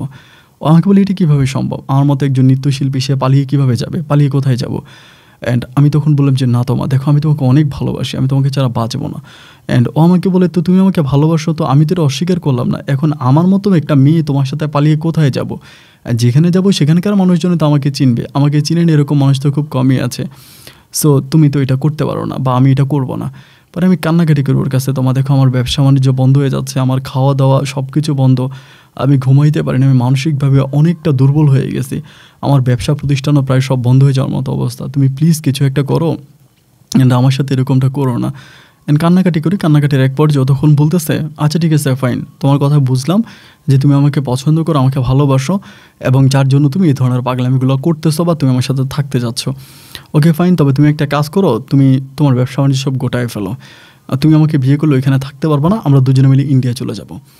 আমি বললাম মানে? ও বলে হ্যাঁ, ইন্ডিয়াতে আমার পরিচিত জায়গা আছে এবং আমরা ওইখানে চলে যাব, এবং ওইখানে গিয়ে আমরা দুজনে মিলে সংসার করব।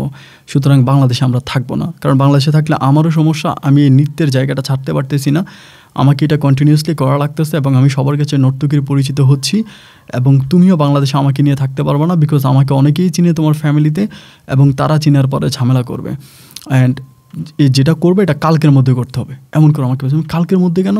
আমাকে বলে কালকের মধ্যেই করতে হবে, কালকের মধ্যে না করতে বলে কালকে রাতে আমাদের থাইল্যান্ডের ফ্লাইট আছে। আমি বললাম মানি? আমাকে বলে হ্যাঁ, কালকে রাতে আমি থাইল্যান্ড চলে যাব, এবং থাইল্যান্ড চলে গেলে আমাকে ওইখানেই হয়তো আমার আব্বা কিছু একটা করে ফেলবে আমাকে ওই জায়গায়, মানে ওখানকার একটা থাইল্যান্ডের একটা ছেলে আমাকে পছন্দ করে, সে ওখানকার ব্যবসায়িক বাংলাদেশি, কলকাতায় ওর বাড়ি, ও আমাকে বিয়ে করে ফেলবে। আমি বললাম কী বললা তুমি? ও বলে হ্যাঁ, তাহলে কালকের মধ্যেই তোমাকে করতে হবে। আমি বললাম তো তুমি এটা তো আমার আগে বললো না? ও বলে বলার প্রয়োজন মনে করি নাই। সত্যিকার অর্থে কি জানো মহিন, আমার কাছে এখন থেকে কেন জানি মনে হয় যে তুমি আমাকে পছন্দ করো, আমার সাথে সংসার করতে চাও। আগে এই বিষয়টা আমার কাছে বিশ্বাস হয় নাই, এই জন্যই আমি তোমাকে বলতে চাই না, বাট এখন আমার কাছে মনে হয় যে না, তুমি আসলে আমাকে পছন্দ করো, আমার সাথে তুমি বাকি জীবনে থাকতে চাও, যার জন্য আমি তোমাকে কথাটা বললাম। এখন এই কথা রাখা না রাখা, মানা না মানা, এটা সম্পূর্ণ তোমার ব্যক্তিগত এখতিয়ার। আমি তখন বললাম যে না না না, এটা হতেই পারে না, আমি অবশ্যই করব, তুমি যদি আমাকে বলো আমি আমি আমি আমি রাজি আছি, তুমি আমাকে বলো আমাকে কী করতে হবে। ও আমাকে বলো আমি যেটা বলছি সেটাই, তুমি ওখান থেকে চলে আসো, তোমার দোকানপাট বিক্রি করে তুমি আমার কাছে চলে আসো, আমরা দুজন মিলে ইন্ডিয়া চলে যাবো। তাই আমি বললাম ইন্ডিয়ার ভিসা পাসপোর্ট অনেক ঝামেলা, বলে কিচ্ছু লাগবে না, আমরা বর্ডার ক্রস করে ওই পারে চলে যাব, এবং সেখানে গিয়ে আমার একটা দিদি আছে, সেইখানে আমরা থাকবো। ভাই ও আমাকে রাতে যেমনি বুঝাইলো, আমি এমনি সকালবেলা গিয়া, মানে ওই সময় মনে হয় আমার ভিতর আমি ছিলাম না আর কি। অনেকেই বলে যে ভালোবাসলে নাকি মানুষ পাগল হয়ে যায়, ভালোবাসা নাকি মানুষকে অন্ধ করে দেয়, আমি তার জ্বলন্ত প্রমাণ আর কি। আমি নিজে আমার লক্ষ লক্ষ টাকার ব্যবসা প্রতিষ্ঠান মুহূর্তের মধ্যে আমাদের এক পার্শ্ববর্তী দোকানদার 12 লাখ টাকার কাছে বিক্রি করে ফেলি, অথচ আমার দোকানে মালে আছে 20 লাখ টাকার উপরে, এবং 2টা কোম্পানির ডিস্ট্রিবিউটর আছে, মানে আমার সব কিছু মিলে প্রায় 20-25 লাখ টাকার দোকান আমি মাত্র 12 লাখ টাকায় বিক্রি করে দিই। মানে পাগল হয়ে যায়, কারণ আজকে রাতে ও চলে যাবে, আজকে রাতে ও চলে গেলে তো আমি মরে যাব, অ্যান্ড ও তো বলতেছে ও চলে যাবে যদি আমি এটা না করি। আমি মুহূর্তের মধ্যে দোকানগুলো বিক্রি করে 12 লাখ টাকা দিয়া আমি তখন তার কাছে চলে গেছি নগদ টাকা নিয়ে, যে তোমা আমি চলে আসছি। আমাকে বলে ঠিক আছে আমরা রাতে ওই হোটেলে থাকবো, অ্যান্ড তুমি ওই হোটেলে থাকো, আমরা আগামী দিন যাবো। তাই আমি বললাম তুমি না বললো আজকে রাতে, তুমি ও বলে আজকে রাতে তো আমার থাইল্যান্ডে যাওয়ার কথা ছিল, ওইটা আমি ট্রিপ ক্যান্সেল করে দিয়েছি, মানে ক্যান্সেল বলে আমি পালায়ে যাবো বিকালবেলা, আমি পালায় ওই হোটেলে থাকবো, রাতের বেলা তো আর ইন্ডিয়াতে ঢোকা সম্ভব না, আগামী দিন সকালবেলা ঢুকে যাব। তো আমাকে তখন একটা হোটেলের সন্ধান দেয়, ওই হোটেলে আমি তখন গিয়ে উঠি, এবং উঠার পরে ও তখন প্রায় সন্ধ্যার পরে ওই হোটেলে আসে, একেবারে মানে মানে একদম নায়িকা সাইজ আর কি, একেবারে নায়িকার ড্রেস পরে একদম নায়িকাদের মতো, গায়ে একদম সুগন্ধি মাখা, মানে মানে কী যে একটা অবস্থা বলার মতো না। আসার পরে আমাকে জড়িয়ে ধরে খুব আদর করে, এবং এত বেশি আদর করে ভাই আমার কাছে মনে হয় যে না, আমি জীবনে এত আদর ভালোবাসা পাইনি, এবং সেখানেই আমাদের সাথে এই প্রথম শারীরিক সম্পর্ক ওর সাথে আমার হয়ে যায়। এতদিন সম্পর্কের পরে, এবং এটাও ইচ্ছা করেও করে। শারীরিক সম্পর্কটা আমি খুব দুর্বল হয়ে পড়ি, অনেকটা দুর্বল হয়েছে। আমি তখন ঘুমিয়ে যাই, আমি শুয়ে যাও, আমাকে জোরে ধরে ও ঘুমিয়ে যায়। এবং আমার যখন সকালবেলা ঘুম ভাঙলে পরে আমি দেখি যে ও বাসায় নাই, মানে রুমে নাই। আমি ভাবলাম যে হয়তো ওয়াশরুমে। আমি তখন ওয়াশরুমে গেলাম, দেখলাম যে ওয়াশরুমেরও দরজা খোলা, ওয়াশরুমের ভিতরে ও নাই। ভাবলাম বাইরে গেছে, বাইরের দিকে গেলাম, যে নিচে রিসেপশনে গেলাম। রিসেপশনে বললাম যে তোমা এখানে, বলে যে ম্যাডাম তো চলে গেছে, ভোরে চলে গেছে। ভোরে চলে গেছে, আমি তখন সাথে আমার মোবাইল ফোনটা নিয়ে ওর নাম্বারে কল দিলাম যে নাম্বারটা বন্ধ পাওয়ার পরে আমি কি রে নাম্বারটা বন্ধ কেন? আমি তখন দৌড়ে রুমে গেলাম। রুমে যেয়ে দেখি যে ভাই আমার যে 12 লাখ টাকা ছিল, টোটালের প্রায় 12.5 লাখ টাকা, আমার কাছে আরও 50,000 টাকা অগ্রিম ছিল, আমার নিজের খরচের টাকা। টোটাল 12.5 লাখ টাকার কাছাকাছি আমার একটা টাকাও নাই। ব্যাগটা খালি, ব্যাগের মধ্যে জাস্ট আমার কাপড় চোপড়, টাকাগুলো নাই। অ্যান্ড টাকাগুলো নাই থাকার পরে ভাই আমার মনে আমি পৃথিবীতে নেই, আমি এখানে অজ্ঞান হয়ে গেছি। অজ্ঞান হয়ে যাওয়ার পরে ওরা আমার চোখে মুখে পানি টানি দিয়ে আমার জ্ঞান ফিরেছে। ফিরানোর পরে আমি বললাম যে ভাই এই ঘটনা। পরে ওই হোটেলের ম্যানেজার কর্তৃপক্ষরা বলতেছে যে তোমা ম্যাডাম আপনার কাছ থেকে 15 লাখ টাকা নিয়ে, 12 লাখ টাকা, 12.5 লাখ টাকা নিয়ে গেছে, এটা কেউ বিশ্বাস করবে না, এইসব বলে আপনি লাভ নাই। আমি তখন পাগলের মতো হয়ে গেলাম। পাগলের মতো হয়ে ওইখান থেকে আমি তখন ওরে খোঁজা শুরু করলাম, মানে ওর যে ঠিকানাগুলো আমার কাছে আছে ওই ঠিকানা অনুসারে কোথাও ওরে আমি পাইলাম না পাওয়ার পরে পাগল হয়ে রাস্তায় ঘুরতেছি। পরে সন্ধ্যার দিকে বাড়িতে গেছি। বাড়িতে যাওয়ার পরে ওইখানে বাড়ির উঠানে গিয়ে আমি পুনরায় অজ্ঞান হয়ে গেছি। তা আব্বা আমার বাড়ির মধ্যে ঢুকে মাথার মধ্যে পানি টানি কী হয়েছে, আব্বা বলছে মনে হয় ব্যবসার মাইরটার খাইছে। আমি অনেক সময় মাল কিনতে শহরে যাই, মনে হয় আমার টাকা ঢুকে শহরে মাইর খাইছি, বা মনে হয় টাকা দিয়ে আমাকে ধরছে, কী খাওয়াই দিছে এটা মনে করে। 10টার দিকে আমার তখন মোটামুটি আমি একটু মানে শরীরটা একটু ঠিক হয়ে আসে।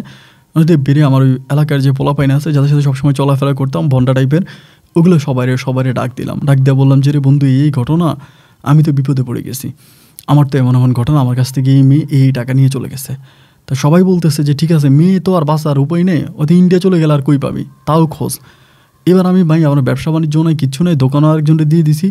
এবার আমার কাজ হচ্ছে এই নিত্য অনুষ্ঠানে খোঁজা, বিভিন্ন অনুষ্ঠানে যাই, যেখানে এই প্যাকেজ হয়, পোলাপাইন লাগাই দিছি এলাকাতে, পোলাপাইন আছে 8-10 জন, এগুলো লাগাই দিছি যে তোরাও বিভিন্ন প্যাকেজ অনুষ্ঠানে যাবি, কই ওরে পাস খালি আমার জানাবি। এরকম করে ও তখন গা ডাকা দেয়। প্রায় 1 মাসের মতো আমি পাই না। 1 মাস পরে হঠাৎ করে আমারে নাসিরি নামের আমার এক ছোটো ভাই ও ফোন দিয়া বলে যে ভাই ওরে তো পাইছি মুরাদপুরের ওইদিকে একটা প্যাকেজ অনুষ্ঠানে, একটা বিয়ের অনুষ্ঠানে, ওইখানে খবর পাইছি ও আসবে, ওইখানে ওরে পাইছি, এখনও আছে, আপনি আসেন। আমি তখন আমার পোলাপাইন নিলাম, এলাকার পোলাপাইন যা আছে সবগুলোই লইলাম। এই লইয়া ওইখানে সবাই মানে যাই দেখি যেমন নৃত্য করতেছে। আজকে প্রায় 1 মাস পর ওরা আমি দেখলাম ওইখানে নৃত্য করতেছে, নৃত্য অনুষ্ঠান। সবাই বললাম যে তোরা রেডি থাক, নৃত্য অনুষ্ঠান শেষ হওয়া মাত্র ওরা উঠে ফেলবো। তো এখানে অনুষ্ঠান শেষ হলো, শেষ হওয়ার পরে প্রায় রাত্র তখন 12টা 12:30টার মতো বাজে। ও তখন একটা ওদের নিজস্ব গাড়ি আছে, আরও মেয়েরা আছে, সবার সাথে গাড়িতে উঠতেছে। ওই সময় আমার সামনে গিয়ে দাঁড়াইছি। ও তো আমাকে দেখে বলতেছে আপনি কে? আমি বলি তুই আমারে চিনোস না, আমি তোর জামাই। পরে বলে কেমন জামাই, কি বলতেছেন? আমি বললাম যে হারামির বাচ্চা বলে একটা গালি দিয়ে একটা থাপ্পড় দিয়েছি। থাপ্পড় দেওয়ার পরে যে প্যাকেজের পোলাপাইন আছে, মহিলার আছে, ওরা জামাই এই চুপ, এখানে কেউ আসলে গুলি করে দিব, আমার কাছে রিভলভার আছে, গুলি করে দেবো, একটা মানুষ আসতে পারে না, এবার উঠা। এখানেতে আমাদের এলাকার পোলাপাইন কিন্তু খারাপ, সবগুলোই খারাপ ছিল, একটাও ভালো নয়, পুরো সন্ত্রাসী লেভেলের।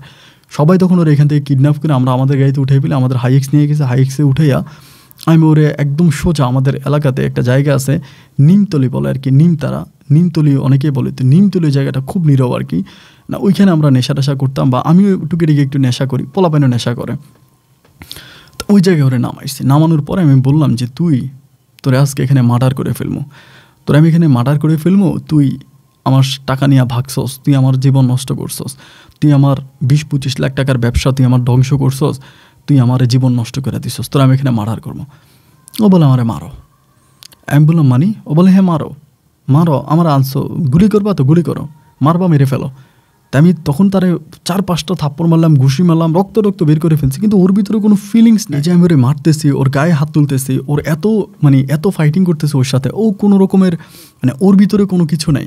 বলে মার, আরও মারতেছস না কেন, মার, আরও মার, তোর আরও কত মারতে মন চায় মার। তাহলে আমি বললাম কী রে, ওরে এত মারে, এত কিছু করতেছে না, ওর ভিতর কোনো অনুভূতিই আসতেছে না, যত মারতেছি বলে আরও মার, যত মারতেছি বলে আরও মার। পরে আমি বললাম যে কী হয়েছে, তুই তোর কান্না করতেছে, চিৎকার করে কান্না করে বলতেছে আমি তোর 1 টাকাও খাই নাই, সব টাকা আমার ওই দুশ্মন বাপ নিয়ে গেছে। আমি বললাম তোর দুশ্মন বাপ মানে কিসের তোর দুশ্মন বাপ নিয়ে গেছে? পরে বলে সব অরুণ ঘোষে নিয়ে গেছে। আমি বলি অরুণ ঘোষ মানে তোর বাবাও বলে হ্যাঁ ওই সব টাকা নিয়ে গেছে, আমি তোর একটা টাকাও পাই নাই, 12.5 লাখ টাকার ভিতরে 1 টাকা আমার ভাগ্যে জানে, সব টাকা ওলে হয়ে গেছে। আমি বললাম যে মানে তুই আমার কাছ থেকে টাকা নিয়ে ওরে দিয়ে দিলি মানে? ও তখন বলে আমি ওনার কথায় তোর সাথে প্রেম করছিলাম, ওই আমার তোর সাথে প্রেম করতে বাধ্য করছে, এবং শুধু তাই নয়, টাকার জন্য এই বাবা মাকে বিভিন্ন জায়গায় বিক্রি পর্যন্ত করে। বাংলাদেশ সহ ইন্ডিয়ার বড় বড় ব্যবসায়িকদের কাছে উনি আমাকে টাকার জন্য পাঠায়। ঢাকা শহরে তার 3-4টা বাড়ি আছে, সে অনেক টাকার মালিক, এবং সে বড় বড় যে অনুষ্ঠানগুলো তার হাতে আসে, বড় বড় যে নৃত্যের অনুষ্ঠানগুলো সে পায়, এবং প্রতিটা অনুষ্ঠান শুধুমাত্র আমার জন্য পায়। সে আমাকে 1 দিন 2 দিনের জন্য ওই অনুষ্ঠানে যিনি হচ্ছে পরিচালক থাকে, অনুষ্ঠানটা যেই কোম্পানির মাধ্যমে ওই কোম্পানির অনারের কাছে আমাকে পাঠিয়ে দেয়। আমি 1 রাত ধরে তো ওই কোম্পানির অনারের সাথে থাকি, চমকানো ড্রেস পরে যাই, ওর সাথে থাকি, ওই কোম্পানির মন জয় করি।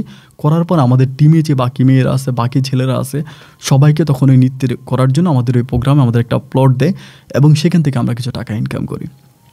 এটা যে শুধুমাত্র বাংলাদেশ তা নয়, বাংলাদেশের বাইরেও বিভিন্ন জায়গায় আমার এই প্রতারক বাবা আমাকে বিক্রি করে, এবং আমি এই ঘটনার সাথে জড়িত। তার কথাগুলো শোনার পরে আমার নিজেরই তখন খুব খারাপ লাগতেছে, কান্না করতেছে। আর মানে মাইক্রোবাসের ওই যে পিছনে যে আপনার বাম্পার আছে, বাম্পারের মধ্যে এরকম হাত দিয়ে মারতেছে, আর হাত দিয়ে রক্ত বাড়িতে আছে। আমার হাত চেপে ধরলাম যে তুমি এগুলো কী বলো অরুণ, তোমার এগুলো কী বলো? ও আমাকে বলো আমি সব কিছু সত্য বলছি, বিশ্বাস করবো না, দেখো আমি তোমাকে একটা রেকর্ড শোনাই। তা ও আমাকে ওর ফোনে কিছু রেকর্ড শোনায়, ওর বাবা ওকে বলতেছে যে তুই এই জায়গায় ওই জায়গায়। ও বলে আমি যাবো না, আমার তুমি মাইরে ফেলো, আমি তারপরে এটা করবো না, এই সেই বলে মানে খুবভাবে হচ্ছে যে ওকে যে প্রেশার করে তার অনেকগুলো প্রমাণ আমি দেখলাম। এবং ওর বাবা ওকে মেসেজ দেয় যে এই জায়গায় যাবি, অমুক হোটেলে যাবি, অমুক লোক আছে, এগুলোকে বলতেছে। আমি তখন বললাম তার মানে তুমি বলতে চাচ্ছ যে তোমারে এভাবে ফাঁসানো হচ্ছে? বলে হ্যাঁ, এবং আমার বয়স যখন 9 বৎসর, আস্তাগফিরুল্লাহ, 9 বৎসর বয়স থেকে আমার বাবা মাকে এভাবে বিভিন্ন জায়গায় পাঠাচ্ছে। 9 বৎসর বয়স থেকে আমি এই অত্যাচারের শিকার, যৌন অত্যাচারের শিকার, এবং এগুলো করে যাচ্ছি। কারণ আমার এই দুনিয়াতে কেউ নাই। আমি যে তোমার সাথে প্রেম করছি, শুধু তুমি না, এরকম আরও অনেক ছেলের সাথে আমি প্রেম করছি, তাদের কাছ থেকে টাকা পয়সা নিয়ে আমি পালাইছি। এখন অনেক ছেলেদের সাথে আমি মোবাইলে প্রেম করি, তারা দেশের বাইরে থাকে, তারা আমাকে অনেক টাকা পয়সা দেয়। আমার বন্ধুরাও কথাগুলো শোনার পরে সবাই তখন একদম মানে চুপ হয়ে গেল। সবাই বলতেছে যে কী রে, এটা কী ধরনের কথা? আমি বললাম যে তো তুমি আমাকে ভালোবাসো না? ও বলে হ্যাঁ অবশ্যই ভালোবাসি, এবং তোমাকে ভালোবাসি বইলা আমি 1 মাস পর্যন্ত কোনো অনুষ্ঠানে যাই নাই। আমি চাই না আমি আর খারাপ কোনো কিছু করতে চাই না। এমনকি বলছি আমি গার্মেন্টসে চাকরি করব, আমি গার্মেন্টসে চাকরি করে যদি 2 টাকা পাই, ওই 2 টাকা দিয়ে আমি চলবো। আমি আর খারাপ কাজ করবো না, আমি খারাপ কাজের সাথে আমি থাকবো না। আমি বারবার বলছি, কিন্তু আমি এটা কাউকে বুঝাইতে পারি না, এবং এটা কেউ মানেও না। আমার বাবা জোর করে আমাকে আবার ওই পেশার সাথে জড়িত করাইছে, বা আমাকে এটা করাইতে আছে। তো যেহেতু এখানে নিয়ে আসছো, তোমার কাছে আমার একটা অনুরোধ, তুমি আমাকে এখানে মেরে ফেলো, আমাকে এখান থেকে তুমি জিন্দা ছাইরো না।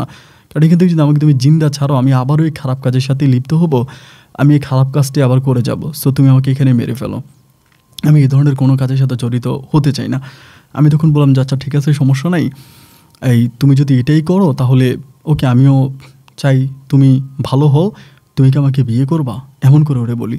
ও তখন আমাকে বলে এত কিছুর পরেও তুমি আমাকে বিয়ে করতে চাও? আমি বললাম হ্যাঁ চাই, কারণ আমি তো তোমাকে ভালোবাসি, এবং তোমার প্রতি আমার ভালোবাসা কাজ করে। তুমি বিশ্বাস করবা, আমার সেই ছোট্ট বয়স থেকে ঘোরা তিল ব্যবসা বাণিজ্যগুলো আমি সমস্ত কিছু ধ্বংস করে দিয়েছি শুধু একমাত্র তোমার জন্য, শুধু তোমার জন্য। আজ আমার কিচ্ছু নাই, আমি যে 2 মুঠো খেয়ে বাঁচবো ওই টাকাটাও আমার কাছে নাই, খুব কষ্ট করে চলতেছে আমার অভাবের সংসার, আমি তোমার জন্য সব ছেড়ে দিয়েছি। ও আমাকে বলে আমিও না তোমাকে বিয়ে করে একটা ছোট্ট সংসার করতে চাই, আমার অতীত ভুলে আমি তোমার বুকে মাথা রেখে নীরবে একটুখানি ঘুমোতে চাই। মানুষরূপী ওই পশুগুলার কাছ থেকে নিজেকে একটু আড়াল করতে চাই। আমি নিজের ইজ্জত, নিজের সতীত্ব আর এভাবে নষ্ট করতে চাই না। আমি তোমার সাথে থেকে আমার জীবনের বাকি সময়টা কাটাতে চাই। তুমি যদি আমাকে বিয়ে করো, আমি তোমাকে বিয়ে করে সংসার করব।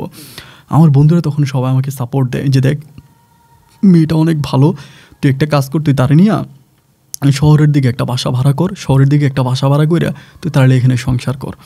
আমার বন্ধুরা বলে আমরা কাউরে বলবো না, কাউরে বলার দরকার নেই, তুই এটা চাকরি ব্যক্তি একটা টুকি রেখে একটা চাকরি খুঁজা তোর নিয়ে সংসার কর। ওই আমার সাথে সংসার করতে রাজি আছে। ওই রাতে তখন তারা কাজীকে ডাকলো, মানে কাজীর ঘুম থেকে উঠাইলো, উঠে এক কাজীর ডাইকা এ কাজীর ওই কাজীর বালামে তখন রেজিস্টার করলো, আমি ওরে বিয়ে করলাম। রাত 3টার দিকে আমাদের বিয়ে হয়েছে। বিয়ে হওয়ার পর ওই রাতের মধ্যেই বন্ধুবান্ধবরা তখন বাসা ঠিক করলো আমাদের শহরের এলাকাতে।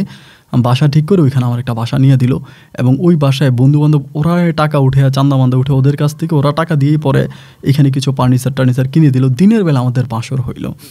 আলহামদুলিল্লাহ আমি ওর সাথে আসি প্রায় সপ্তাহখানিকের মতো। ওর মোবাইল বন্ধ, কিন্তু মোবাইল খোলে না। সপ্তাহখানিকের মতো মোবাইল বন্ধ, সপ্তাহখানিক পরেও তখন মোবাইল খুলছে। 1 সপ্তাহ পুরো মোবাইল বন্ধ। আমিও একটা বাইরে কাজ নিয়েছি, একটা ছোটো কাজ নিয়েছি একটা কোম্পানিতে, ওইখানে বেতন পাই, ওটা দিয়ে ওর সাথে চলতেছি। মানে সব কিছু ভুলে গেছি আর কি ওই সময়, ওকে নিয়ে আসি। সপ্তাহখানিক পর ওর নাম্বারটা খুলছে, ওর বাবা যে কতগুলো SMS করে দিছে তার কোনো হিসাব নাই। যে ওর বাবা এটাও লিখতেছে এবং অন্য অন্য লোকেরা লিখতেছে ও হার্ট অ্যাটাক, তোর বাবা হার্ট অ্যাটাক করছে, তোর বাবা হার্ট অ্যাটাক করে হসপিটালে আছে, এরকম করে ওরে অনেকে মেসেজ করছে বা ওদের টিমের যারা আছে তারা। মেসেজগুলো দেখার পরে ও তখন বলতেছে যে আমার তো বাবার জন্য খারাপ লাগতেছে, উনি আমাকে ছোটোবেলা থেকে বড় করছে।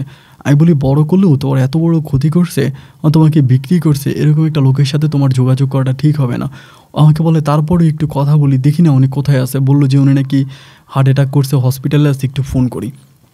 পরে সে ফোন করলো এবং ফোন করার পরে ওর বাবা তখন রিসিভ করছে। রিসিভ করে চিৎকার করে কাঁদতেছে, মারে তুই এটা কী করলি, এটা কেন করলি, এটা তুই কী কারণে করলি, আমি তোরে ভালোবাসি, তুই আমার মেয়ে, এটা কেন করলি। ও তখন কান্না করতেছে। ওর বাবা বলে ছোটোবেলা থেকে তোরা আমি কোলে পিঠে করে মানুষ করছি, নিজের মেয়ের মতো তোরে আমি আদর যত্ন করছি, ভালোবাসছি, তোরা আমি এত কিছু করছি, তাহলে তুই কেন ইয়া করবি, এরকমটা কেন করবি, তুই মা তুই এটা কেন করলি। এই কথা বলার পরে ওর বাবা তখন করলো কি, বলে তুই কই আসছিস, আমি তোর একটু দেখতে যাব। ও বলে আব্বা আমি এসব ছেড়ে দিয়েছি, আমি বিয়ে করছি, এখন আমি সংসার করতেছি, আমার হাজব্যান্ডের সাথে আছি। তাই সে বলে আমি সব কিছু মেনে নিব, আমার কোনো সমস্যা নেই, মারে আমি তোর একটা নজর দেখতে চাই, কান্নাকাটি করে। এবং তমাও তখন ধরেন অনেক ইমোশনাল হয়ে বাসার ঠিকানা দিয়ে দিয়েছে, আমার অমুক জায়গায় আসি। ওর বাবার সাথে কথা বলে ধরেন এই সকাল 10টা 10:30টার দিকে, বাট প্রায় ঘন্টা খানিকের মধ্যে হঠাৎ করে আমাদের বাসায় পুলিশ সহ আরও অন্য অন্য লোকজন আইসে এখানে তোমার হ্যান্ডকাপ পড়াই দিল এবং হ্যান্ডকাপ পড়াই দিয়ে পুলিশ নিয়ে যাচ্ছে। আমি বললাম যে ঘটনা কি, বলো ওর বাপে মামলা করছে, ও বাসা থেকে মানে টাকা নিয়ে পালাইছে, ওই প্যাকেজের টাকা নিয়ে পালাইছে এবং ওর ওই ডাক্কা বাপে অন্যায় মামলা করছে। মামলা কখন করলো, পুলিশ কখন আনলো, মানে কীভাবে কী করলাম কিছুই বুঝতে পারলাম না। সেকেন্ডের মধ্যে ওরে ধরে নিয়ে চলে গেছে থানার ভিতরে, ও ঢুকিয়ে দিছে জেলে ঢুকিয়ে দিছে। জেলে ঢুকিয়ে আমি তখন পাগল হয়ে গেছি যে ওরে বের করতে হবে। আমি তখন লয়ার ধরতেছি, 5 লাখ টাকার মামলা দিছে, যে 5 লাখ টাকা ওর বাবার কাছ থেকে নিয়ে চলে গেছে, মানে বাসা থেকে নিয়ে পালাইছে। এই মামলা তখন ওর নামে দায়ের করছে এবং অনেকগুলো প্রমাণ উনি দেখাইছে। তা তোমার কথা আর কেউ শুনলো না। ওর বাবা যেহেতু প্রভাবশালী, অরুণ ঘোষ যেহেতু প্রভাবশালী লোক ছিল চট্টগ্রামের, তা অনেক প্রভাবশালী ছিল, ওনার কথায় ধরেন এমপি মন্ত্রীরা উঠে বসে, তা ওনার কথার উপরে কেউ কথা বলে না, ওরা তখন ধরে ফেলছে। আমাদের এলাকার এক লোক ছিল, ওই উকিলে যে আমি তখন ধরিয়া বললাম যে যেমনি পারেন ওরে বের করার ব্যবস্থা করেন, ওরা একবার বের করতে পারলে আমি মানে আপনাকে চিরঋণী থাকবে সে। তখন তিনি আমাকে বলেছে যেহেতু মামলাটা 5 লাখ টাকা, আর 5 লাখ টাকা ওই লোককে দিতে হবে এবং 1 লাখ টাকা আমাকে দিতে হবে, 6 লাখ টাকা জোগাড় করতে পারলে আমরা বের করতে পারবো।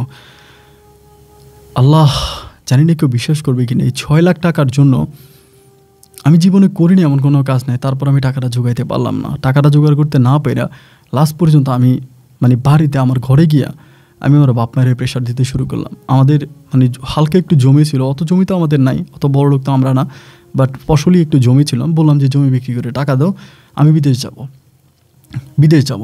তারপরেও বাপ মা বিশ্বাস করে না, কেমনি আমার বেশি প্রেশার দেওয়ার পরে আমি তখন সত্যটা বলে দিলাম যে বিদেশ না, আমি এই তোমারে বের করবো জেল থেকে, তোমাকে জেলে ঢুকেছে, আমার বউ আমার বিয়ে করছে, আমি বাঁচবো না। আমি আমার বাপ মায়ের সামনে ধরেন এরকম ব্লেড হাতে নিয়ে ব্লেড দিয়ে হাত পোষাইতে থাকি, 2 হাত আমি তখন রক্তে রঞ্জিত করে ফেলি, নিজের গলার ভিতরে গলার চামড়া ব্লেড দিয়ে কেটে ফেলি, এরকম করে টান দিয়ে কেটে ফেলি, এমনভাবে মানে করতেছি যে বাসার সবাই তখন পাগল হয়ে গেছে যে এগুলো কি, আমি মরে যাবো, হয়তো তোমরা জায়গা বিক্রি করে আমার টাকা দাও, নাহলে মরে যাবো।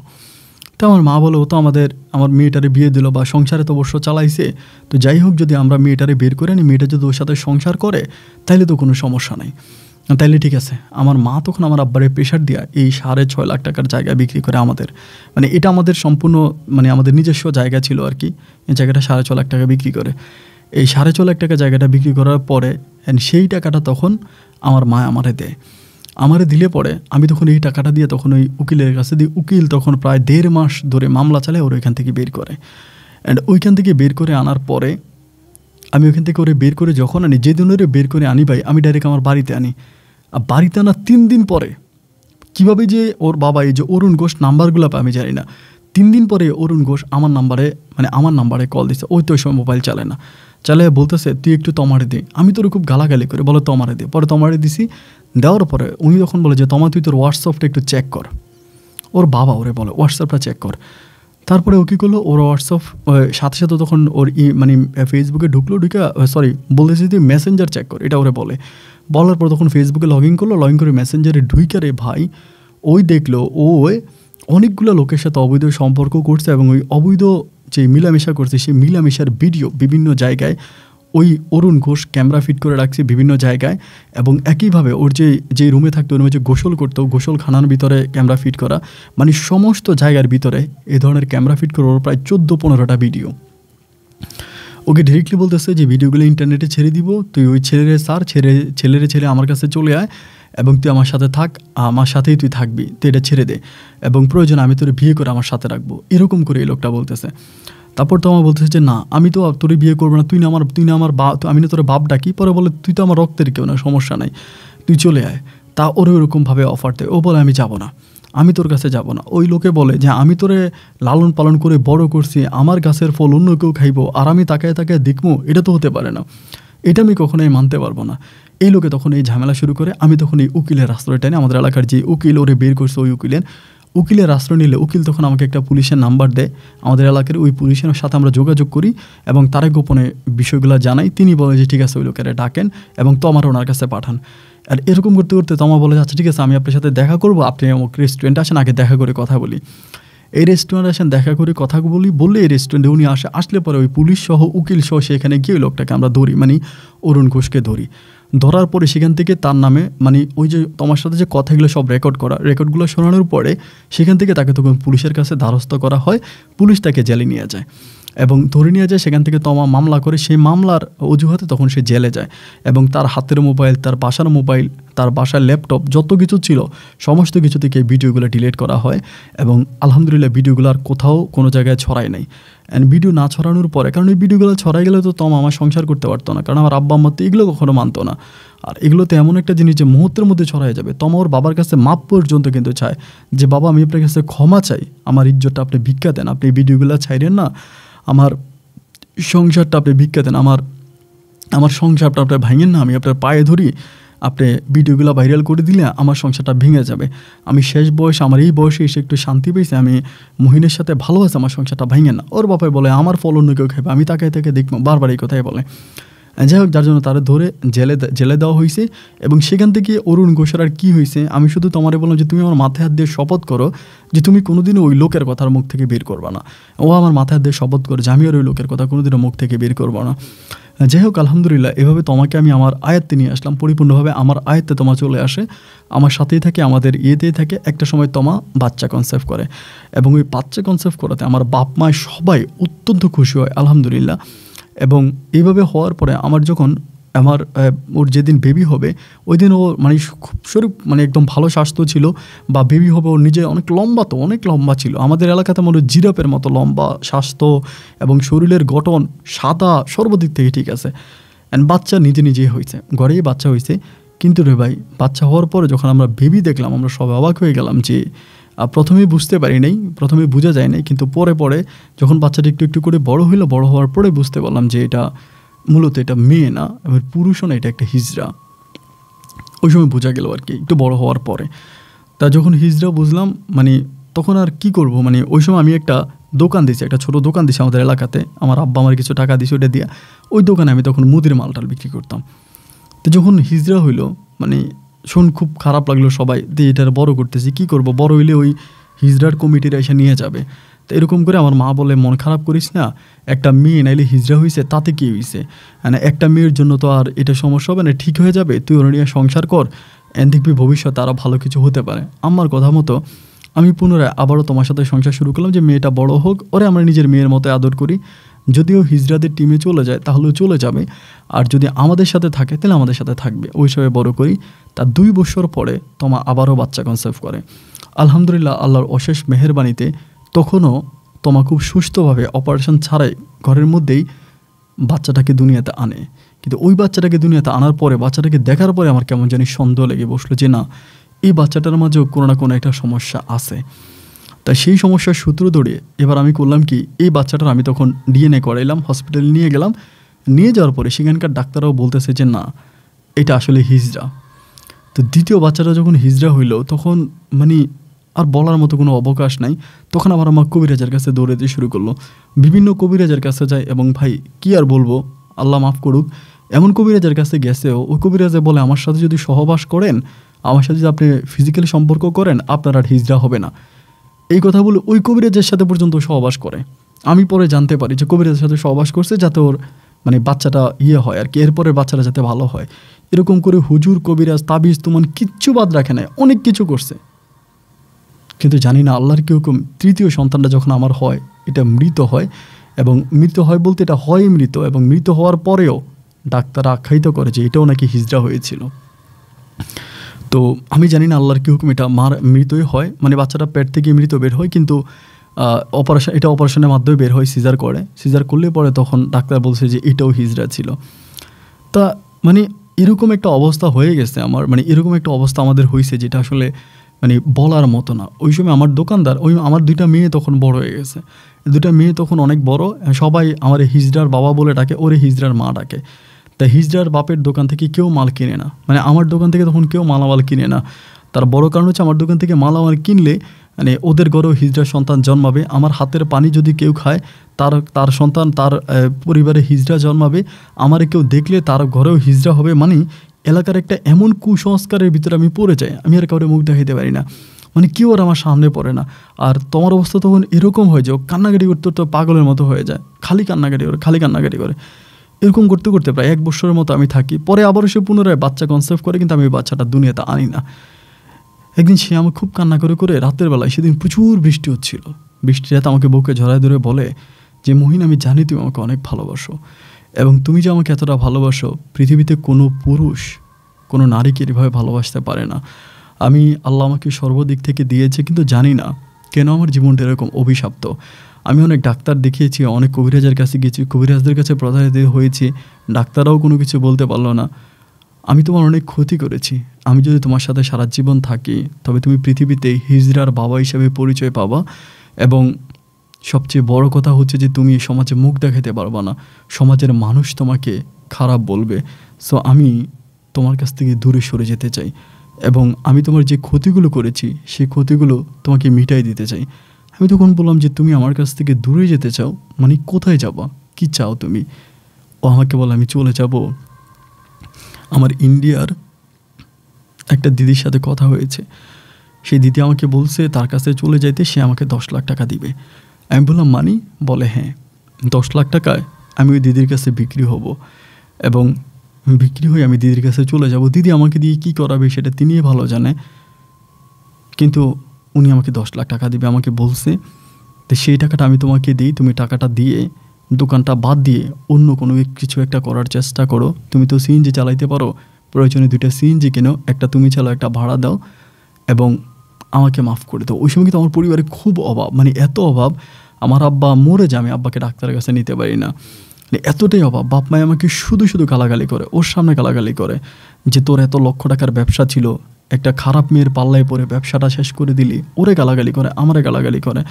আমার বোনেরা আমাদের বাড়িতে বেড়াইতে আসে, তারা পর্যন্ত আমারে গালাগালি করে, ওরে গালাগালি করে যে খারাপ মহিলা, এই খারাপ মহিলার কারণে আমার ভাইয়ের ব্যবসা বাণিজ্য সব শেষ। এই মহিলা 10 বেড়ার সাথে শুয়ে তার পেটে বিভিন্ন পুরুষের বীর্য থাকার কারণে এখন হিজড়া তার পেট থেকে জন্মায়। মানে যতটুকু বলার আর কি, যতটুকু অপমান করা দরকার, মানে ততটুকুই করতেছে। ও চিৎকার করে কেঁদে বলতেছে যে আমাকে এরকমভাবে বললেন না। তারপর আমার বোনেরা কোনো কথা শোনে নাই, ওকে প্রতিটা মুহূর্ত এভাবে অপমান করে গেছে। শেষ পর্যন্ত আমাকে বলে যে আমি চলে যাব। আমি বলি শোনো পাগলামি অনেক করছো, আর কইরো না, এসবের কিছু মানে হয় না। আমাদের সন্তান দরকার, আমার 2টা মেয়ে আছে, আমরা মেয়েগুলারে বড় করব। ওরা যদি আমাদেরকে ছেড়ে চলে যাইলে আমি তোমাকে নিয়ে একাই থাকবো। আর যদি ওরা আমাদের সাথে থাকে, আমার 2টা মেয়ে থাকবে, আমার আর সন্তানের প্রয়োজন নেই। তোমার কাছে অনুরোধ, তুমি আমার ছেড়ে যাইও না। ও বলে না আমি চলে যাব। এরপরে 1 সপ্তাহের মতো আমার সাথে ছিল। 1 সপ্তাহ বিভিন্ন দিকে ফোনে কথা বলতো, কই জানি যাইতো বোরকা গায়ে দিয়া। একদিন ঠিকই ভাই রাতের বেলায় ও একটা চিঠি লেখে, চিঠির মতো আমাকে লিখে দিয়েছে তুমি আমাকে মাফ করে দিও, আমার জন্য তোমার জীবনটা নষ্ট হয়ে গেল, আমি আমার জীবন দিয়েও তোমার এই ঋণ শোধ করতে পারবো না। অল্প কয়েকটা দিনে তুমি আমাকে যে পরিমাণের ভালোবাসা দিয়েছো, আমার 2টো কন্যা সন্তান তোমার কাছে আছে, যদি পারো তাদের দিকে খেয়াল রেখো এবং তাদেরকে নিয়ে ভালো থাকার চেষ্টা করো। তুমি আরেকটা বিয়ে করো। আমি জানি আমি তোমার লক্ষ টাকার ব্যবসা ধ্বংস করে দিয়েছি, আমার নিজের কাছে তোমাকে দেওয়ার মতো কিছুই নেই, তাই আমি সর্বশেষ এই কিছু টাকা, এখানে 10 লাখ টাকার মতো আছে, এই টাকাটা আমি দিয়ে গেলাম, এই টাকাটা নিয়ে তুমি তোমার সংসারটা নতুন করে শুরু করো অন্য কাউকে বিয়ে করে, আর আমাকে মাফ করে দিও। তা এটা বলার পরে আমি সকালে ঘুম থেকে উঠে টাকাটাও পাইলাম, চিঠিটাও পাইলাম। পাওয়ার পর আমি তখন মারে বললাম যে মা ও তো চলে গেছে, কই গেছে? আমার মেয়েগুলো তখন কান্না করতেছে, আম্মু আম্মু বইলা, ওরাও কাঁদে, ওরে আর আমি পাইলাম না আর কি, ওরে পাওয়া গেল না। অনেক খোঁজাখুঁজি করলাম, ইন্ডিয়াতে পর্যন্ত আমি 3 বার গেছি। এই 10 লাখ টাকার প্রায় 5 লাখ টাকা শুধু আমি খরচ করছি ওরে খোঁজার পিছনে।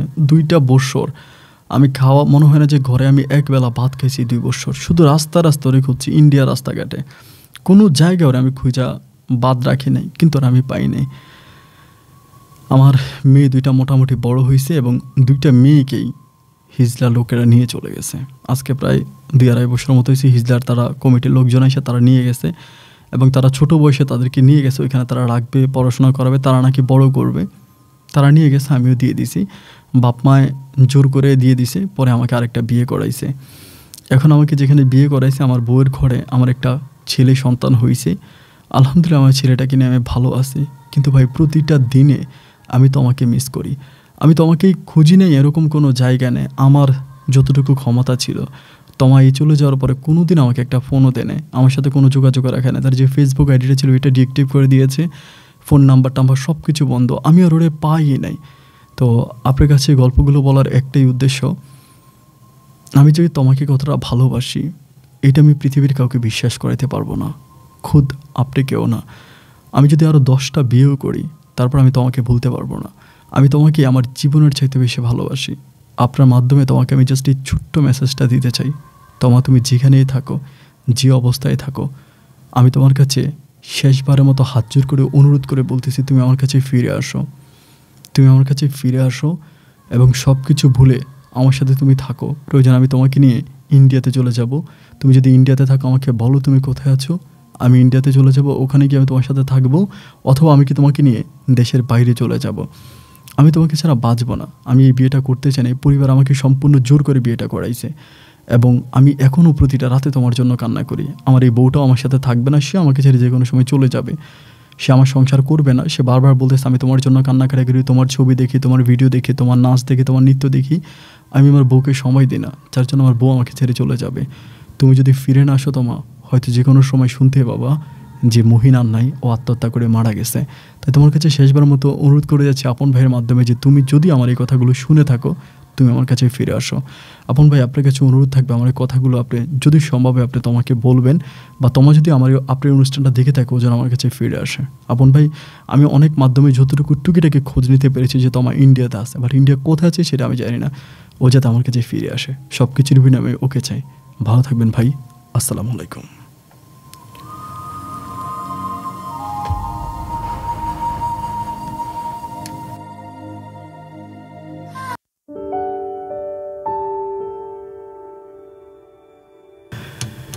প্রিয় বন্ধুগণ, সবাইকে অনেক বেশি ধন্যবাদ এতক্ষণ পর্যন্ত চট্টগ্রামের ভাই মহিউদ্দিনের জীবনের বাস্তব গল্পটা শুরু থেকে শেষ পর্যন্ত আমার মুখ থেকে শোনার জন্য। গল্পটা আসলেই খুবই কষ্টকর ছিল এবং হৃদয় স্পর্শ করা একটা গল্প ছিল। আমার রেকর্ড করতে অনেক কষ্ট হয়েছে। আপনারা যারা শুনেছেন জানেন আপনাদের কতটুকু হৃদয় আঘাত করেছে। মহিন আমাকে তোমার ছবি পাঠিয়েছিল ইমোতে, সেই ছবি আমি দেখলাম, দেখে আমার কাছে যে ঐশ্বরিয়া বলল, আমার কাছে মনে হওয়ার জন্য সত্যি ঐশ্বরিয়ার ছোট বোন হবে। একদম অবিকল ঐশ্বরিয়ার মতো চেহারা, চোখ, মুখমণ্ডল এবং হাইট সে আমাকে যতটুকু বলল। তো জানি না আসলে এত যুদ্ধ, এত ফাইটিং, এত মারামারি, এত কিছু করার পরে যে মানুষটাকে নিজের করেই পেল, কেন বিধাতা আবার সেই মানুষটাকেই তার কাছ থেকে নিয়ে গেল। তেমন অনেক পাপ করেছে এটা সত্য, কিন্তু সেই পাপের জন্য ক্ষমাও তো চেয়েছে, সে মুসলিমও হয়েছে। তারপরেও কি এটাই সত্য হয়ে গেল যে পাপ কখনো বাপকেও ছাড়ে না?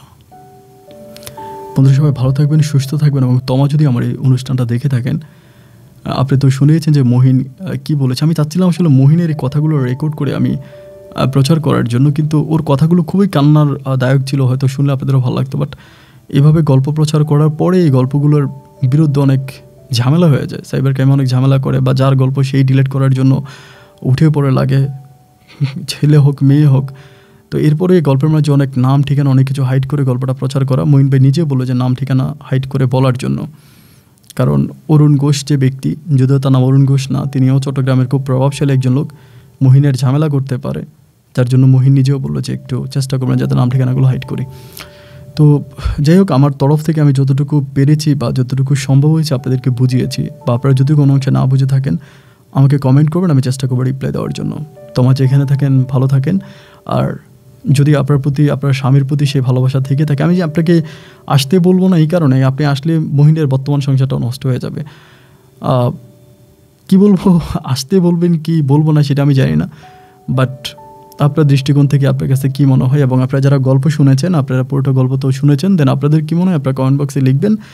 এবং আপনাদের এই মতামতগুলো মহিন ভাই যদি তমা আমার অনুষ্ঠান শুনে থাকে সে পড়বে, অথবা মহিন ভাই নিজেও পড়বে, সেখানে হয়তো তারা একটা তাদের জীবনে সঠিক সিদ্ধান্ত নিতে পারবে। সবাই ভালো থাকবেন, সুস্থ থাকবেন, এই শুভকামনায় আজকের মতো এখানে বিদায়। দেখা হবে অন্যদিন অন্য কারো বাস্তব জীবনের গল্প নিয়ে। আল্লাহ হাফিজ অ্যান্ড আসসালামু আলাইকুম।